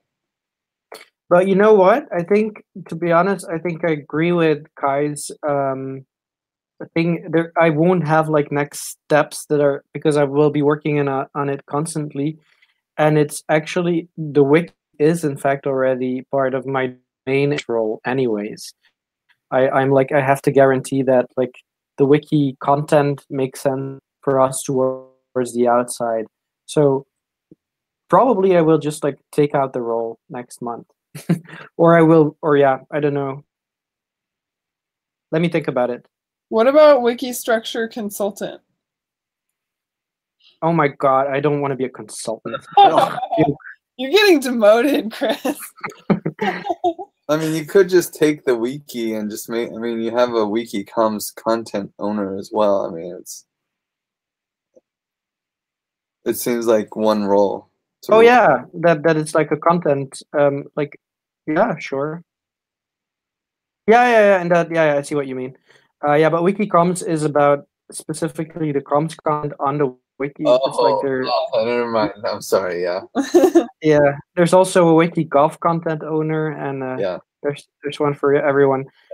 So yeah, I might merge it, or maybe I'll keep it separate for 2 more iterations to just see how it goes. And yeah, I don't know, but I see your point. I think the most important thing is that people know that I will not be a how do you call it, a tyrant, but I do want to be a guardian, which is already a little bit softer, I hope. But another word is welcome. To me, this like domains thing, as soon as it was redefined, that to me that the domains column means this role exclusively has control over it. Yeah, it makes me want to trim down on domains for a lot of roles. Yeah, I see what you mean, but I think like for that, domains is I think that because that explanation comes from reinventing organizations, it's for Holacracy itself, but I think it's a way of just expressing that you take ownership when you own it, in the sense that you take the responsibility. So it's just wording, but that doesn't mean that it's exclusive, because Give It Not a Lot is exclusive, but pushing people to take some ownership is a good thing. Says so, like, I don't know, I guess what I'm saying is I'm not really comfortable with how this role is worded. It expresses tyranny. This specific one. Okay, no, then I'll rewrite it if it comes across this. It's like either taking the domains out or something. Like, I feel like it just opens you up to having, too much control. Power. No, I'll take it out. I've taken it out. Voila. Okay. Okay, well, maybe skip back a little bit. Was I not? Jess. Yeah. So Jess, a lot of people are like, where's Jess? Do we have a Jess? Who knows? Let's give her really low scores. And yeah, I don't know. Does anyone have an update on that? Yeah, so I think your feedback is correct there, Lorelei, that like other people like us, we do also travel, and that then we don't disappear. Jess's feedback now was that she was doing a vegetarian cooking class, and because of that, she couldn't make it to like be anywhere or available or communicating. So that she was, on the other hand, like, I think it's good that she, because now she showed up again. I think it's very positive that she wanted to participate in the process, and she created this own role for her. So that's a positive thing. But maybe she should not be in there, in the sense that she is not a core contributor, and that's also not going to happen in the near future. So I would vote to take her out, and she's just like a contributor, like someone like Eli is, or other people who are floating around but not very active. Okay, I'm gonna just gray out the whole roll. That's a little too gray. And then move it down with the other gray ones.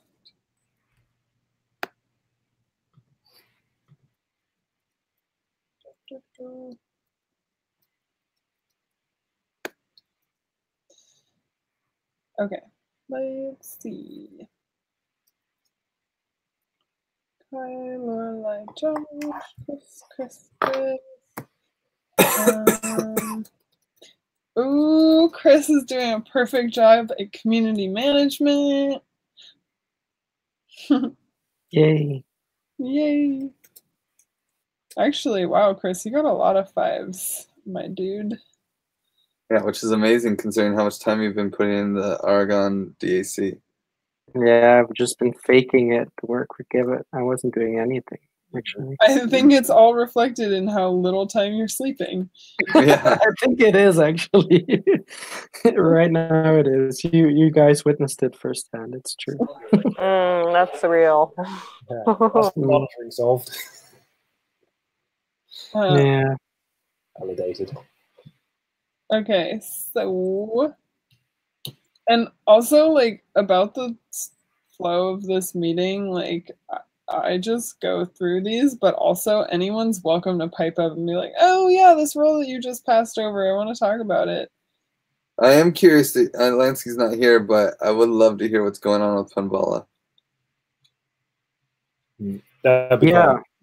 I don't know if that is really a role, in the sense that I don't even know what he's doing there. He's representing us in a grant campaign that's being run by like a smart contract security experiment with kind of like token bonding curves without the token bonding curve. They're like doing a curation market with tokens that they just created out of nothing, kind of like Bitcoin, and then say they have value by dishing them out. It's a really weird project, but he's representing Giveth, so I think it definitely deserves a role. I think it might actually be a little project that's a bit ahead of its time.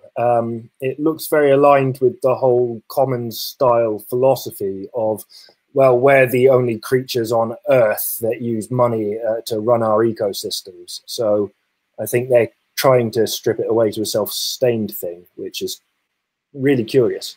But yeah, no idea if it'll work out. Yeah, I'm excited to see how it works out. The white paper support, I think that was a role that was blocked by Parker's role with white paper, correct? Yeah, indeed. I don't even know if Lansky, yeah, Lansky did a little bit of work on that. So yeah, it's yes is the answer. Okay. Cool. Well, I'm gonna put him like make it sort of a to be called upon role. Okay, let's see. And Lorelai got all 5s as well. In fact, she got 96.5 for Miss Frizzle Field Trips for Shizzle. Yep. And so that's really amazing. Yay! Praise.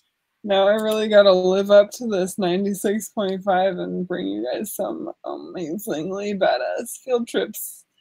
96.5. Someone went over the score. Ah, it's Danny. That's pretty badass, yeah. And Michael got perfect scores for fundraising and product owner of the DApp quality. Nice. Hell yeah. Mm-hmm. What was this about deification? Well, he still got a high score there. I don't think there's anything.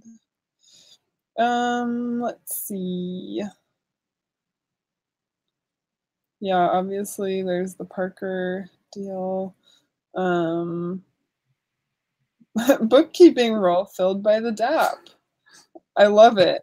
Yeah, it's good that we can always give a score. I gave the DApp a bad score. Well, not a horrible score, but I mean, this is new to me that this is for bookkeeping. So I was just saying, you know, DApp, you're slacking. I think it would be nice to see the books all in one place then. Like, can we get some big picture views, or like, you know, have all your expenditures populated to a spreadsheet or some tight things like that a bookkeeper would normally do. There is a bounty on that, and you know, I encouraged last DApp meeting. I encouraged Wojtek to take it on.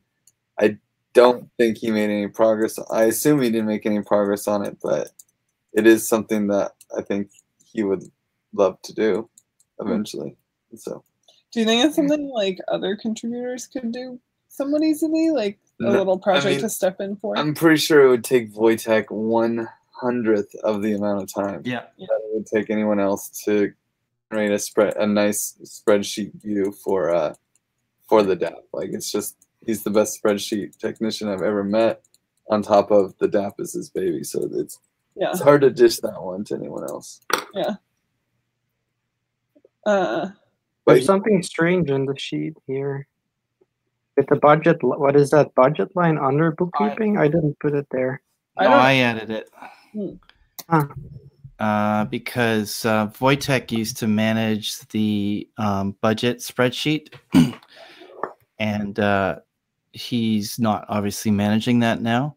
So I reached out to Lansky at Lorelei's advice, and he's interested to help maintain the spreadsheet. I also talked to Wojtek about it, so he said we just have to copy it and then we turn it into a new spreadsheet, and then just kind of maintain numbers and stuff like that. But I just thought, we've talked about it, Chris, too, at the funding meeting.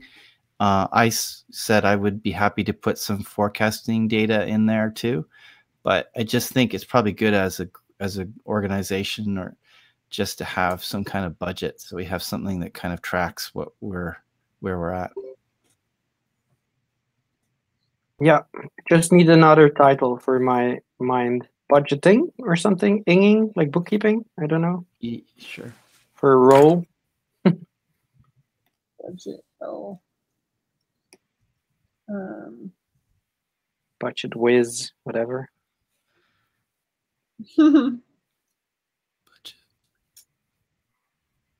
I'm pretty sure Lansky's interested in doing that. He seems to have some kind of a instigatory force. I don't know what the phrase is, but there's something inside that he wants this to exist. Like, you look at bookkeeping, he gave it a 1.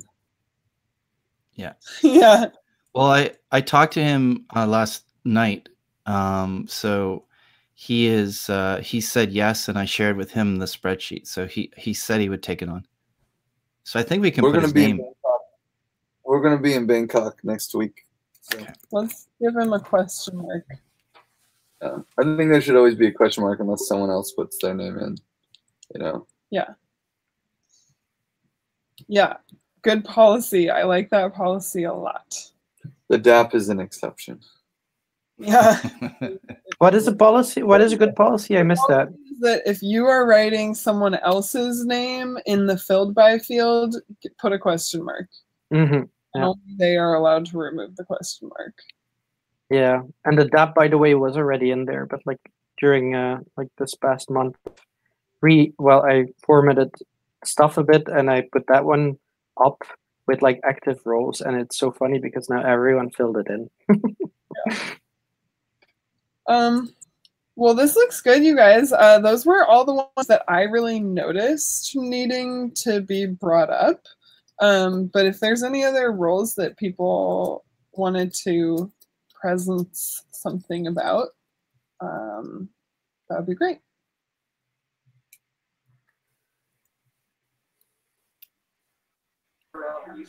Okay, I just have to say this because it's in my brain right now. DApp user testing. We have that new release, and I just shared in the meeting, or at least in the room, that we have this whole Lumio to prioritize the devs' time to be fixing the things that we're finding, and now we have a release. So testing of the DApp is a very important thing that all of us as users need to be on. Mm-hmm. That's a role. Will you create that one? Yeah. But that role is actually for all of us, no? I think it's part of the unicorn role. Good to have it documented. You can't have a role without a soul. Like, you can have a role, but it needs a soul. Yeah, because otherwise you cannot give points on it. Well, we have We have the unicorn role for those of us who have been onboarded as unicorns. So it's under each of us would have that role, right? So, I mean, I don't know how we tie this responsibility or accountability to test. You could add it under unicorn on in one of the accountabilities you have is to test every release, for example. I wouldn't mind having that. I don't think that's what Danny was saying. Yeah, I don't think we tie that to being, I don't think it has anything to do with whether we're a unicorn or not. And if it does, or that's a proposal, that to me is a whole separate proposal. She was just saying that just like the unicorn role, like several people have that same unicorn role and several people don't. Oh, sorry. Attention is dropping. Yeah. But I think the other part of it is that there needs to be a point of sign off too, right? Where there can be a free for all on testing, but at some point we have to say it's been tested, we can release. And that's a role that somebody has to say it's sufficiently tested to release it. Right, and so that's a go. Somebody needs to facilitate a go no go decision for that in a decentralized model. Where we all vote. Is it ready to go? Are there any blockers? Is that not the project manager of the DApp who decides if the DApp release is ready to go and if it has been tested enough? Well, as you know, we're in the process of that role being, Wojtek has held that role very soundly. So we're now feeling those effects of things that he has held and supported. Well, now those roles need to be looked at and redistributed. Wojtek has told me that he won't upgrade that he won't set a release unless I sign off on it. Because last time I didn't sign off on the upgrade, and it was experience. Right. So I can take that role, but Michael could also take it. I mean, we could share it too. Well, why don't we just contain it within the weekly meeting, and then we'll have a small group and we can agree when it's there'll be different voices. There can be at least 3 of our voices there to say it's okay to release. Would that work for you, Danny? Yeah, totally. I just feel like we're placing all of the burden of testing it and providing feedback on Griff right now, since he's the green. If we don't get a green light until we have Griff's green light, but that's not really fair or appropriate. We need to have that from more users. Yeah, it would be nice if there was consensus, like 4 or 5 people saying that. If people actually were like, yeah, I looked at it, it looks good, I'll put my name on it. We'll just have a video of it. Hey, sorry, Lorelai, we cannot really understand you right now. Danny's background noise is cutting over you. Sorry. Well, actually, that's a good idea, having a Lumio to say whether or not the DApp release is good to go. That might also encourage people to look at it, right? Yeah. And outside of just us, because we're not the only ones affected by this. Fair Data Society and Argonne DAC, Bright ID, Telegraph, there's a lot of stakeholders here. Right. So, Griff, do you want me to take on creating that Lumio, and then we invite a wider group of people to participate in that Lumio so they're aware that there's a release coming? Sounds like a win-win, because then they're like, oh yeah, I get to be part of Giveth governance, Yeah. And please mention also that if they test the release, that we will give them DApp points for this round. Tie in the loops. Cool. Right. Thanks, Michael, for picking that up. No problem. Okay, anything else people want to mention? I think Griff was about to mention something before Danny. Oh man, did. It's gone. It's gone. Crane has left the station. Yeah.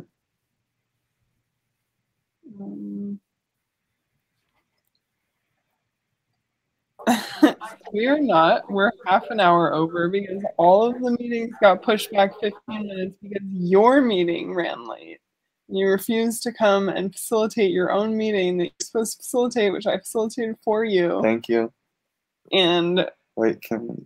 But yeah, we are like now at an hour and a half for this meeting, so we can totally end.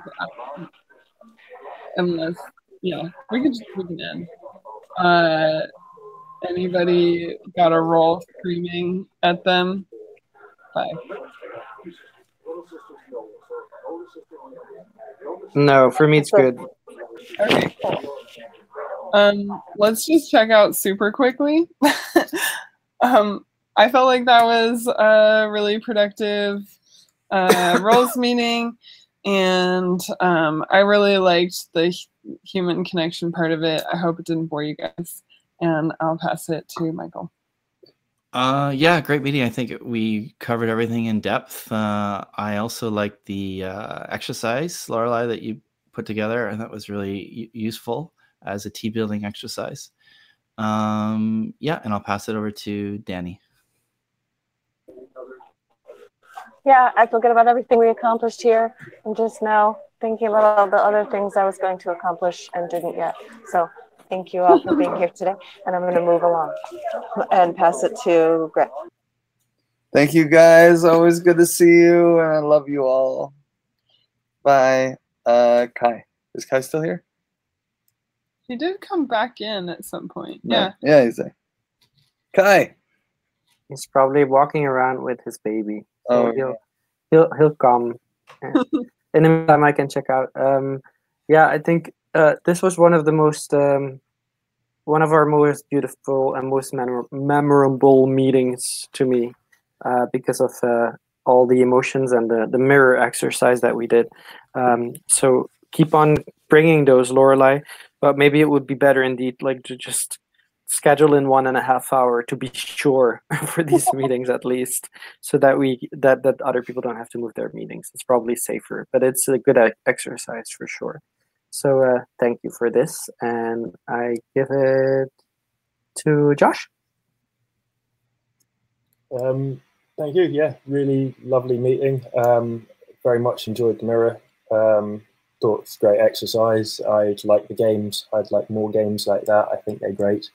And I had a really nice idea that I'll ping through to Michael from his thing on Lunio there.